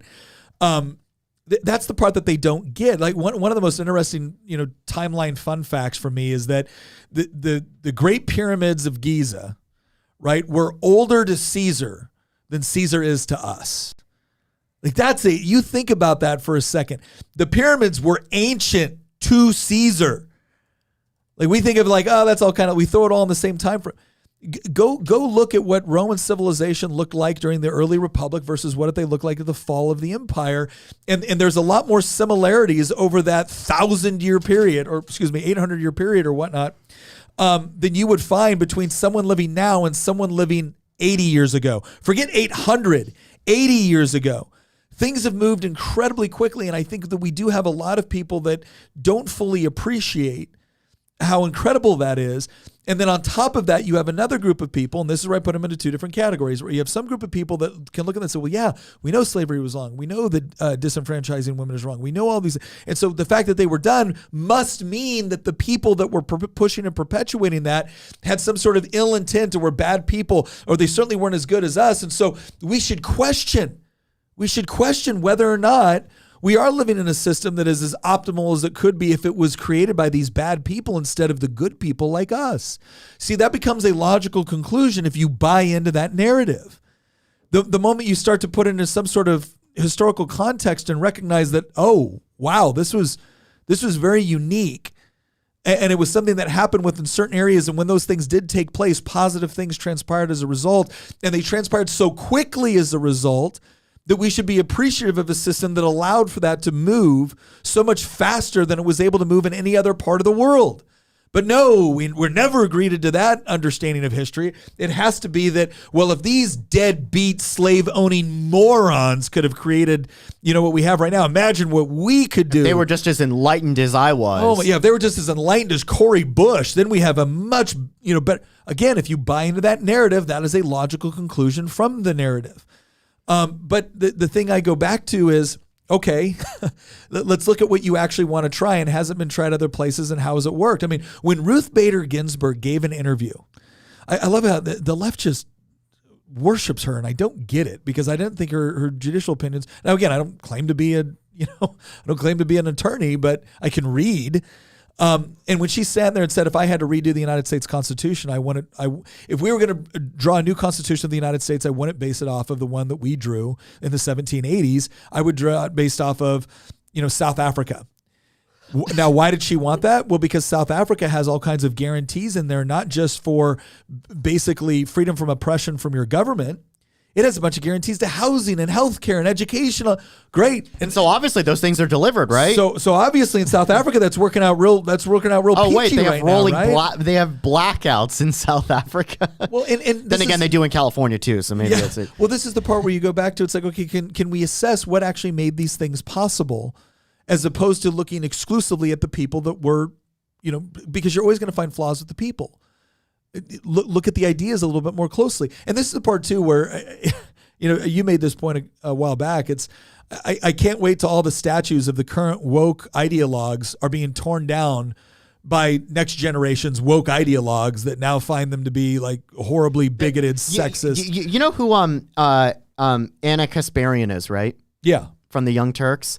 So she came out a couple months ago, and it's gotten worse since then, where she started criticizing some of the things that the left was doing, the very far left was doing on the gender stuff. Yeah. Like rebranding women and calling them new names, birthing people and stuff like that. And she got a little bit offended about that and was like, I'm not a cis woman. I'm not a birthing person. I'm a woman. Yeah. Please call me that. And the left crucified her at the stake for that. And she's been pushing back more and more and more. And there's some people on the right have started to notice.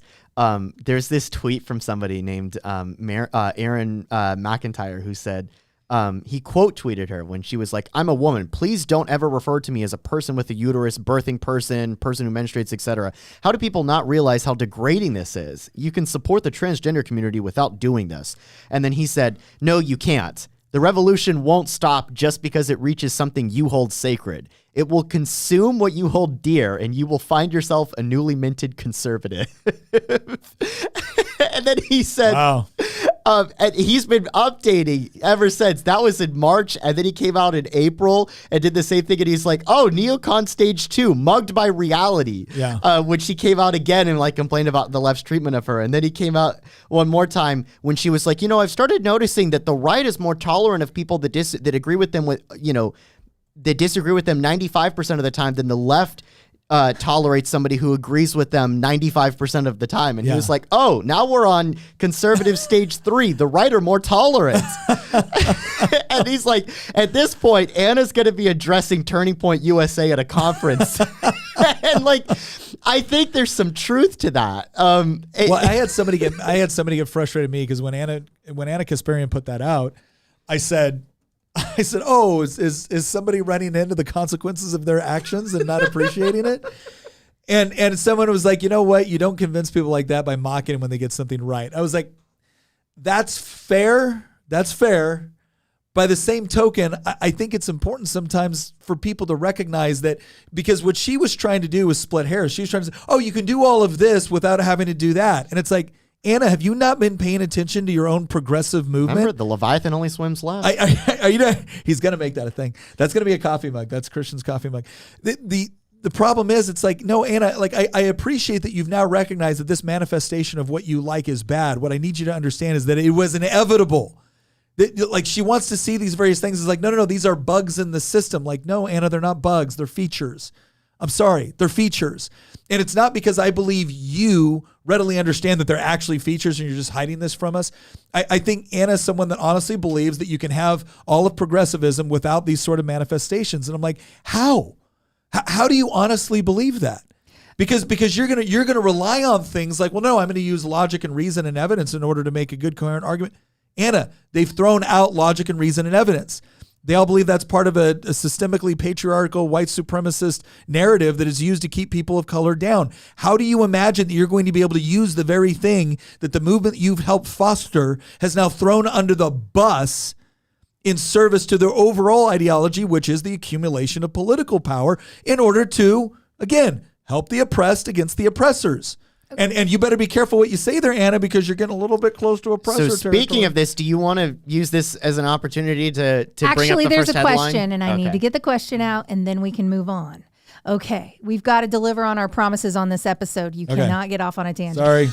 No, I'm loving this. So I know you are, but hopefully our audience gets what they need out of this episode that we promised. So there's a question from Bastiat. Nick, have you heard of dialectics? It explains why the left hates the West. Bastiat, I have not heard of this, so hopefully they have. Oh, Bastiat, are you referring to some of the stuff that James Lindsay's talked about?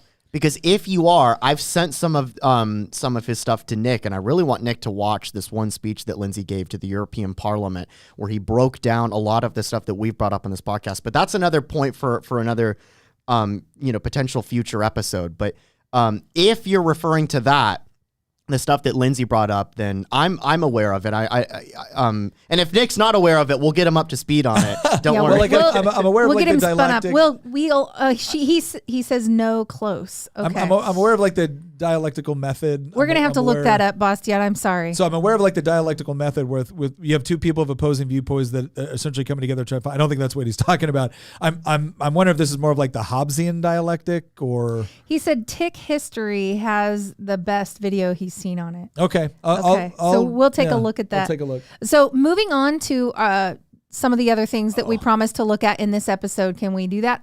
I got one more question here, but yeah. So, can you answer it in like 30 seconds? Sure, Nick. How do you feel about Heinlein's notion in Starship Trooper that only persons who serve can vote? In other words, only if you're willing to fight and die for your country. Oh, the difference between being a citizen and a citizen and a civilian. Civilian and a citizen. So first of all, the movie sucked and was a horrible. Was a horrible representation of Heinlein's overall argument. There was a lot of people looked at Heinlein's argument as being like proto-fascist and stuff like that, which I didn't think it was a fair representation of what he was trying to say. Heinlein's argument in Starship Troopers, if you're not aware, was the idea that within the society on Earth, you had a high degree of like economic freedom, but political freedom was you had to have skin in the game to be able to vote or to run for office. And the way you had skin in the game was you had to do service. So, and usually that was associated with military service. So if you did military service, you could vote, you could run for office. However, again, like a lot of people didn't want their kids going. And here's the interesting part. A lot of the wealthy people didn't want their kids going into military service because it was incredibly dangerous, right? You're fighting this faraway alien race and the whole deal. And so the idea was that you could still live an incredibly fruitful, economic, prosperous life. And why would you want to get involved in politics? So I think what Heinlein was kind of talking about there was not just this idea that, hey, you can only vote if you've been in the military, but it was also this notion of, okay, what is a society? What should a society's government actually do and look like? I don't agree with the overall conclusion that he was going for, but I thought it was a really, really interesting thought experiment behind this whole concept of, is voting. His idea was, is voting just a birthright, especially when you could vote to take away things from other people without contributing, and he saw a lot of problems with that. And that is an interesting thing to debate. I don't know that the system that he came up with in Starship Troopers was a sufficient answer to it, but I did think it was an interesting thought experiment. So moving on to crazy headlines, right, you guys. Crazy headlines. Okay, we're gonna get out of these weeds and get into some new weeds. Hey, in some ways, this is just part 2 of what we were talking about earlier with Cori Bush. Yeah, Cori Bush with the whole idea of like we need to demand reparations now. Well, California has been out like leading the charge. We're gonna one up you. And the California Reparations Task Force wants black residents free to not pay child support, which I think is a really not the route. This was not on my bingo card. Really? Why? That's not surprising. Why wouldn't they be able to? Why wouldn't they pay child support? Because, okay, think about the whole concept. The whole concept of reparations is that government policies were put into place that disproportionately or that directly, not just disparities within society as a result of the way the law was applied, directly targeted people based off of their skin color and then created situations which disadvantage them socially, politically, and economically.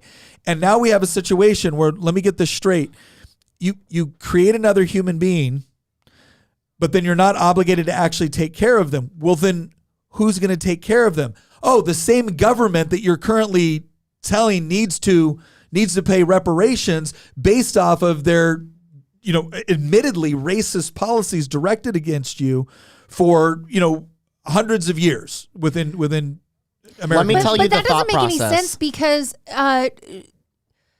from the time shortly after slavery on through for quite a while, families were staying together and then they stopped. Here's the thought process together. of the left. Black Americans have a 75% fatherless rate in the home.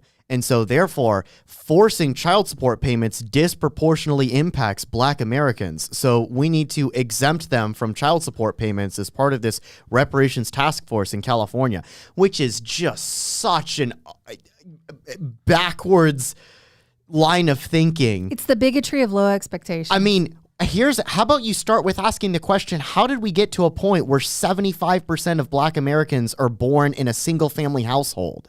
Thomas Sowell has done some really interesting writing on this. If you want to read, Thomas Sowell did some of the best research I think I've seen anyone do. Where a lot of the figures that we hear about mechanisms that we use, whether it be affirmative action, whether it be the federal welfare state programs, stuff like that, on alleviating poverty. And he goes, it's interesting. He goes, because a lot of times those guys want to start the count when it started. They want to start the count when these programs started, as opposed to actually going to try to ascertain what has the overall impact been. And Thomas Sowell did some great work. We won't go totally into it today, but I would really encourage you to look up Thomas Sowell and some of the work that he did tracking the impact of the welfare state on the very communities that was supposedly designed to assist. And by that, I don't just mean people of color. I mean like poor people in general, right. What the impact was supposed to be. But what I find so interesting about this is the California, again, the whole, if your goal, and this is what I go back to, what is the actual goal of reparations? Because if someone were willing to sit down with me and have an honest conversation and say, Nick, nobody can deny that the United States government for, all the way till at least the, 1860s, was complicit in direct discriminatory laws against Black Americans.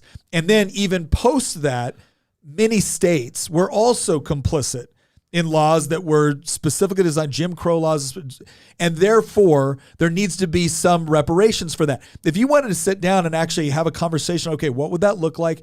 Who would be responsible for paying it? Who would get to receive it? I would be willing to do that if, as a condition of doing all of that, we A, recognize that people that did nothing wrong would have to pay, and that B, people that were not directly impacted, they might have been indirectly impacted, but not directly impacted, would be recipients. But the question is what would this mean going forward? If you're going to tell me it would be a good first step, I'm not interested in the conversation at all. Because that's either intellectually and historically ignorant or deliberately dishonest. Or I'm going to start to question whether or not your true motivation is reparation or just fueling another political battle, right? But here's what I find. When I find stuff like this, where it's like, okay, this is the part where I feel like the politics starts to creep in that has nothing to do with actual reparations. When you start to tell people that you're no longer responsible for actually feeding and caring for your child, well, then who is? Well, I guarantee you they believe the state is. I guarantee you it's not that they don't believe that nobody's responsible for this. It's the question of who will be responsible for it. And once the state becomes responsible for the care, education, healthcare, well-being of children, those children essentially belong to the state. Ooh, that doesn't sound good. I don't think so. Because there's been a couple of societies. They belong, these are human beings that belong to... Oh, there's been a couple of societies within the last 100 years or so that were pretty big on this whole notion that the nuclear family and the family unit is a positive detriment to the state and to the society. Yeah, they usually had at least one of three words in their nation's title: People's Democratic Republic. Yeah. So what's the next headline? Can we move on? Yeah, I mean, I just thought that was crazy. Headline. Yeah, all right, next one. No, there you go. Former New York City Mayor Bill de Blasio splitting from wife who identified as lesbian. And then there's a quote that says, you can feel when things are off. I think, I am not exactly. We need an Alex Jones jar. Oh my! Remember when he was like, they're turning the freaking frogs gay? Oh my gosh! No, what I find this is another one of those things. She's now identified as a lesbian. It's like, okay, so why is this happening? Just identified as because lesbian. Because liberal now, men turn women lesbian. That's what I get from that. Dang. Oh, Queen of the Bees from the top rope. Right there. Yeah, I don't know what else to say about this. I mean, I feel bad whenever marriages split up, but I feel like he if you looked at so I remember New York City prior to Giuliani. We were talking about this the other day because we just had some friends go up there and being like, man, New York Times Square is starting to get like really kind of dirty and seedy again. And I said, when I first visited New York, I was, I think, 14 or 15 years old. I remember, no, I was younger than that. I remember going to New York City when Times Square was peep shows. And being a kid and walking around and people are constantly handing you out like little pamphlets to go to like some really bad stuff, right? My dad and was sitting there walking there like, no, you don't need that. Yeah, don't look in there. You don't need that. Like that was Times Square. And then I went back after the Giuliani days and all of a sudden it was like a wholly owned subsidiary of the M&M store and like, Disney, and it was very like family friendly. It's the same thing that happened to Vegas, because Vegas went through that whole what happens in Vegas stays in Vegas and Sin City, the whole thing. And then they're like, ooh, let's kind of make this more family friendly and try to attract families. Yeah. And then they just went straight on back to Sin City and made it even worse. And that's what it seems like New York has done as well. Crime went down significantly in New York. There was more, and now what do you see? Well, first of all, you had Giuliani, then you have Bloomberg, right? Bloomberg initially ran as a Republican, and then obviously we know what happened with that. But Bloomberg was still kind of like a law and order guy, and he didn't hate free market capitalism. Then you got Bill de Blasio is a straight up Marxist. Bottom line, end of story. He just was like, he fed into all of these like woke progressive narratives, and he has a lesbian wife, and you're watching what happens. You're watching what happens in New York City as a result now, and it's I don't know. Like I said, I just thought that was a crazy headline. Former New York City Mayor Bill de Blasio splitting from wife who identified as lesbian, with the quote underneath, "You can feel when things are off." Like, wow, that's okay. All right, what's the next one? Next one. Oh. Say it ain't so. Lab test shows substance found at White House was cocaine. I wonder who it was. Look, I don't want to assume. Hold on 1 second. Cocaine is a hell of a drug. Rick James. Yeah, basically. So, all right. So Hunter Biden's been spending a lot of time at the White House lately. You spoiled it. A lot of time. Well, no, I didn't say. I definitely think it's Hunter Biden's. Now, look, here's what I'm going to say. I believe that everyone gets their day, and there should be a thorough investigation. However, if I am, let's say, the Secret Service or the FBI or whoever's going to do the investigation of this may be an excellent case to break in the rookie, right? Yeah, because then we could send the experienced people to go research those UFOs. Yeah, baby. No, okay, you guys, I'm going to throw out my theory, which isn't necessarily that it belongs to Hunter. I think Hunter was bringing it to his dad. Listen, guys, we all know that, Biden has a very long history of liking to sniff things. And, this might just be his little pixie dust he sprinkles on the heads of children in order to sniff heads of children. That is what he does. He sniffs heads of children and necks of women. That is his history. And you know what? I'm just saying, there are times when he acts a little sketchy when he's giving speeches and stuff, and like starts whispering, and then he starts like telling crazy it's stories. It's not Joe's. It's it's Hunter. Can you imagine? The whole country knows he's a total let's just say crackhead. Maybe he's saving 10% for the big guy. You know what's so funny is that we've got to a point where like just blatant corruption is just a thing that people laugh about on the internet, because they know that none of these people are ever going to be held accountable. Like, that's how you know that we live in clown world, where it's like, yeah, I actually wrote something for our circle chat yesterday. And the conclusion was basically like, DC is doomed. If you want to get involved in politics, get involved at the state level. Do what Nick did. If you really hate yourself, run for office. But like, that's where the political fight really is, because the people in DC are just driving us off a cliff, like, and accelerating the gas at this point. And I mean, yeah, we just, from a political perspective, we absolutely live in clown world, and I don't really think that it's going to be getting any better anytime soon. Because I mean, think about it, like the Trump stuff. In many ways, Joe Biden's Department of Justice is leveling criminal charges against Trump for things that Joe Biden himself is guilty of. Like, I mean, that is an obvious example of like political, bias, putting your thumb on the scale of justice to achieve a political end state.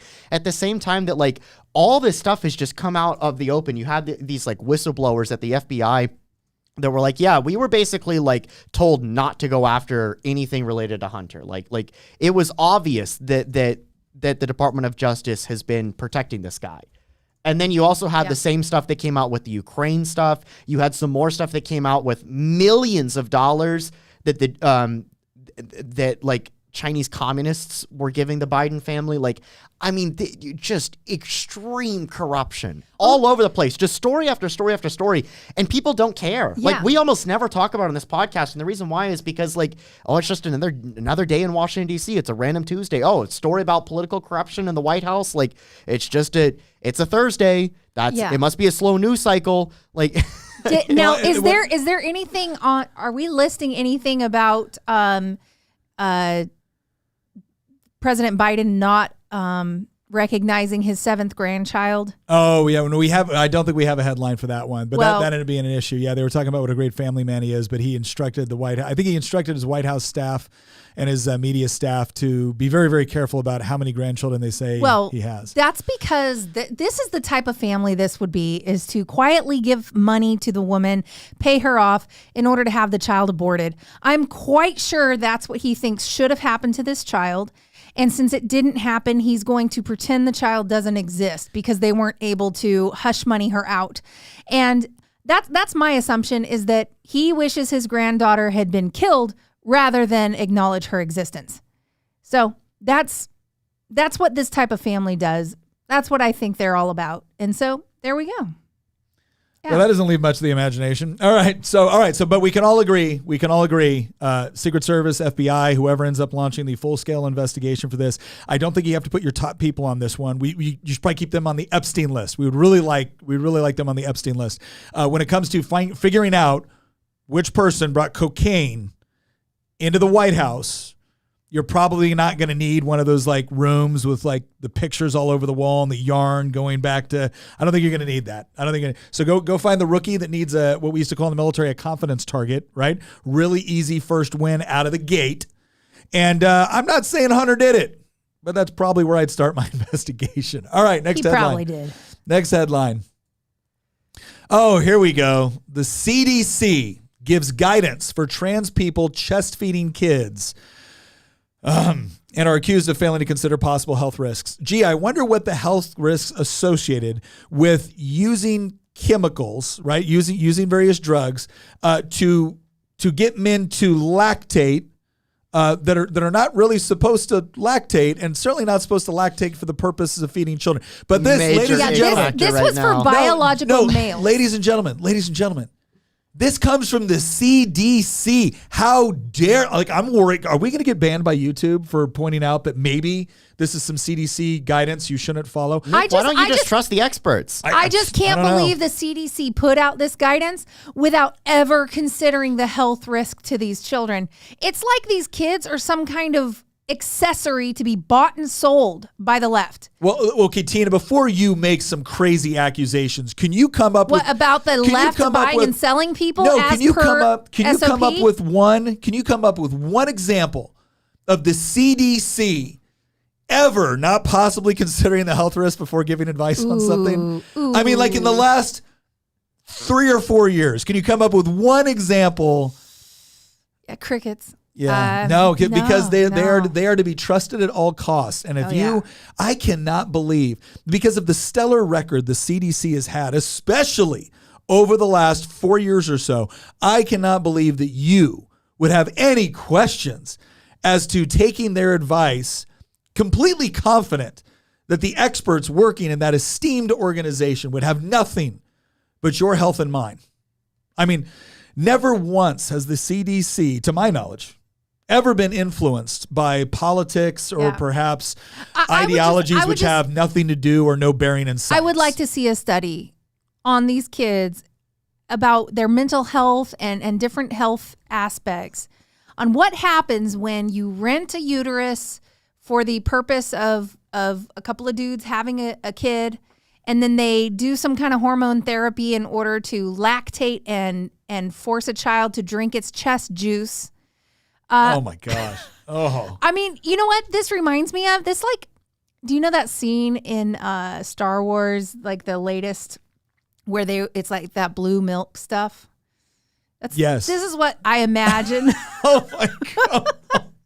This is what I imagine. But we have to make this so visual? I'm sorry. That's what I'm here for, guys. I do it all the time. But here's the thing is, I don't understand why they aren't considering health risks to the child and to their mental health for being basically passed around as a commodity. Children as a commodity. You know, you're buying and selling these children, you're renting a uterus to do it, and now you're going to force a child to drink from your chest with like hormone enriched. I mean, think about how people are so into making sure there's no hormones in the food they eat and the milk they drink or whatever they have. They don't want hormones, they don't want GMOs, blah blah blah. This is a human being with GMOs in them, basically, feeding a baby. Does anybody else feel like they're taking crazy pills here? Yeah, no, absolutely.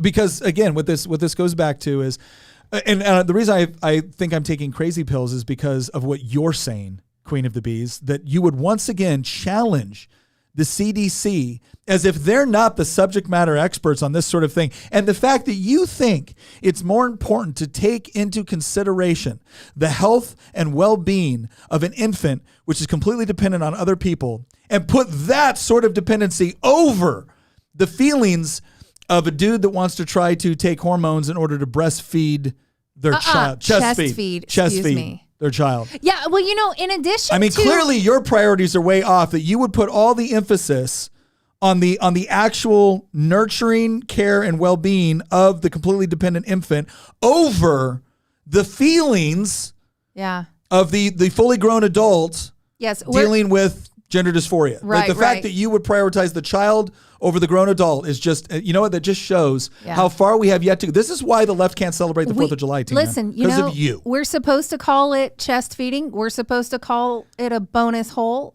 There's all kinds of nice new words that women are supposed to attribute to their body parts that be, you know, in order to be inclusive, you guys.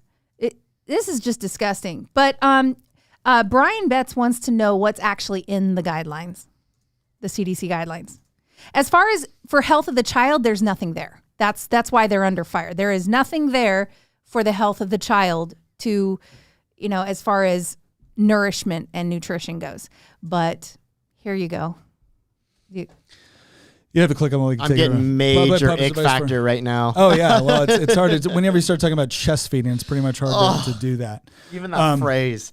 No, it's like, so do we have any other headlines?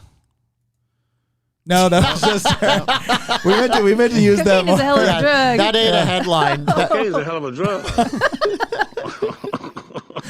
That was from a Dave Chappelle series.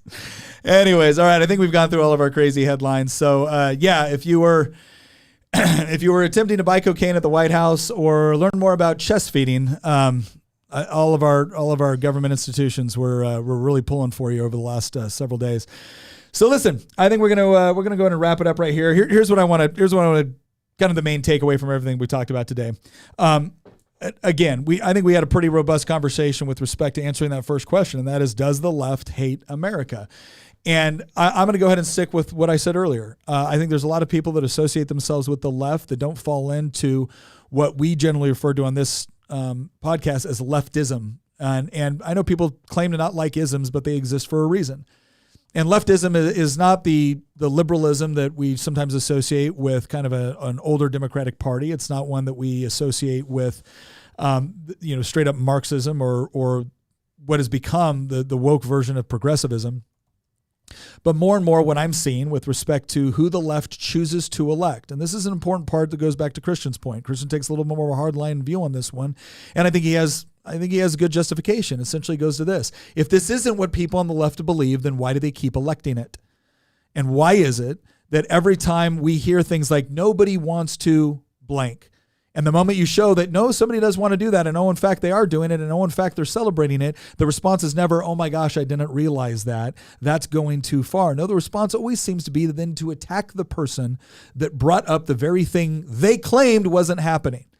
And so at some point, you are going to have to question if the ideology, and I do believe leftism as an ideology, cannot stand the United States. Like it cannot accept the United States as a fundamentally good place, or it cannot accept the founding of the United States or the Declaration of Independence or the Constitution or the philosophy that went into actually creating those. It can't accept those things as fundamentally good. And the reason why it can't is because what it wants to turn the United States into bears no resemblance to those founding philosophies or ideologies or doctrines. And it's easy to point just at things like the racism that was inherent within slavery, or slavery as an institution itself. It's easy to point at those things and say, that's the real root of the United States. We know it wasn't, but you have to make that claim, because if you can make that claim, you can essentially tarnish everything else about the U.S. If you can make the claim that at its most fundamental level, the United States is unworthy of being cherished or unworthy of being preserved within its current form because of that fundamental flaw at the beginning. If you can make that argument, well, then you can now put people on a path to adopting a version of the United States that bears, again, no resemblance to the foundational principles of individual liberty, private property rights, constitutionally protected or constitutionally limited government, the idea that all of us are created equal and endowed by our Creator with certain unalienable rights, that among these are life, liberty, and the pursuit of happiness. You can't have those things if you want the sort of society where the government is going to play a much larger role in every aspect of your life, where the way that we're going to determine hierarchy, because the left doesn't want to get rid of hierarchy, they want to change the way that we look at it, is no longer based on even an attempt at meritocracy, right? We can argue all day long about whether or not we've achieved it, but compared throughout history, have we achieved one of the greatest attempts at a hierarchy of meritocracy than anywhere else in the world? Yeah, I think we can. But if you want to get rid of that and you want to change it to the Marxian notion of from each according to their abilities and to each according to their needs, then you are going to necessarily create a hierarchy of needs, not of abilities, of needs. And in such a system, you can't have one that elevates individual rights, that elevates personal responsibility, that elevates free market economics, that elevates property rights, that elevates the concept of the nuclear family, that elevates a a significantly smaller role for government and the use of government coercion in order to achieve end states. You can't accept those things because it is antithetical to what you need in order to remake America in the Marxist image. And so that's why we generally come to the conclusion that while there are some people that associate with the left that do not hate America, leftism as an ideology in its current form absolutely does. Absolutely does. And it will be happy to use certain notions or concepts like constitutional rights or like created equal in order to achieve its objectives. But at the end, it doesn't want the same system of government. It doesn't want the same system of economics. It sees them as fundamentally flawed and evil. And I believe that one of the primary reasons why it does see it that way is because it has been overwhelmingly successful compared to the sort of countries which have adopted the very philosophies the left claims will actually achieve greater political freedom, greater economic freedom, greater social mobility. The fact that everywhere the left has gotten the various cultural, political, and economic institutions in place, it has resulted in people trying to flee those countries to come to the United States is a never-ending embarrassment for them. And rather than compete with the United States, they've become convinced that they have to actually destroy the fundamental notion of what it was, why it is, and what it should be going forward.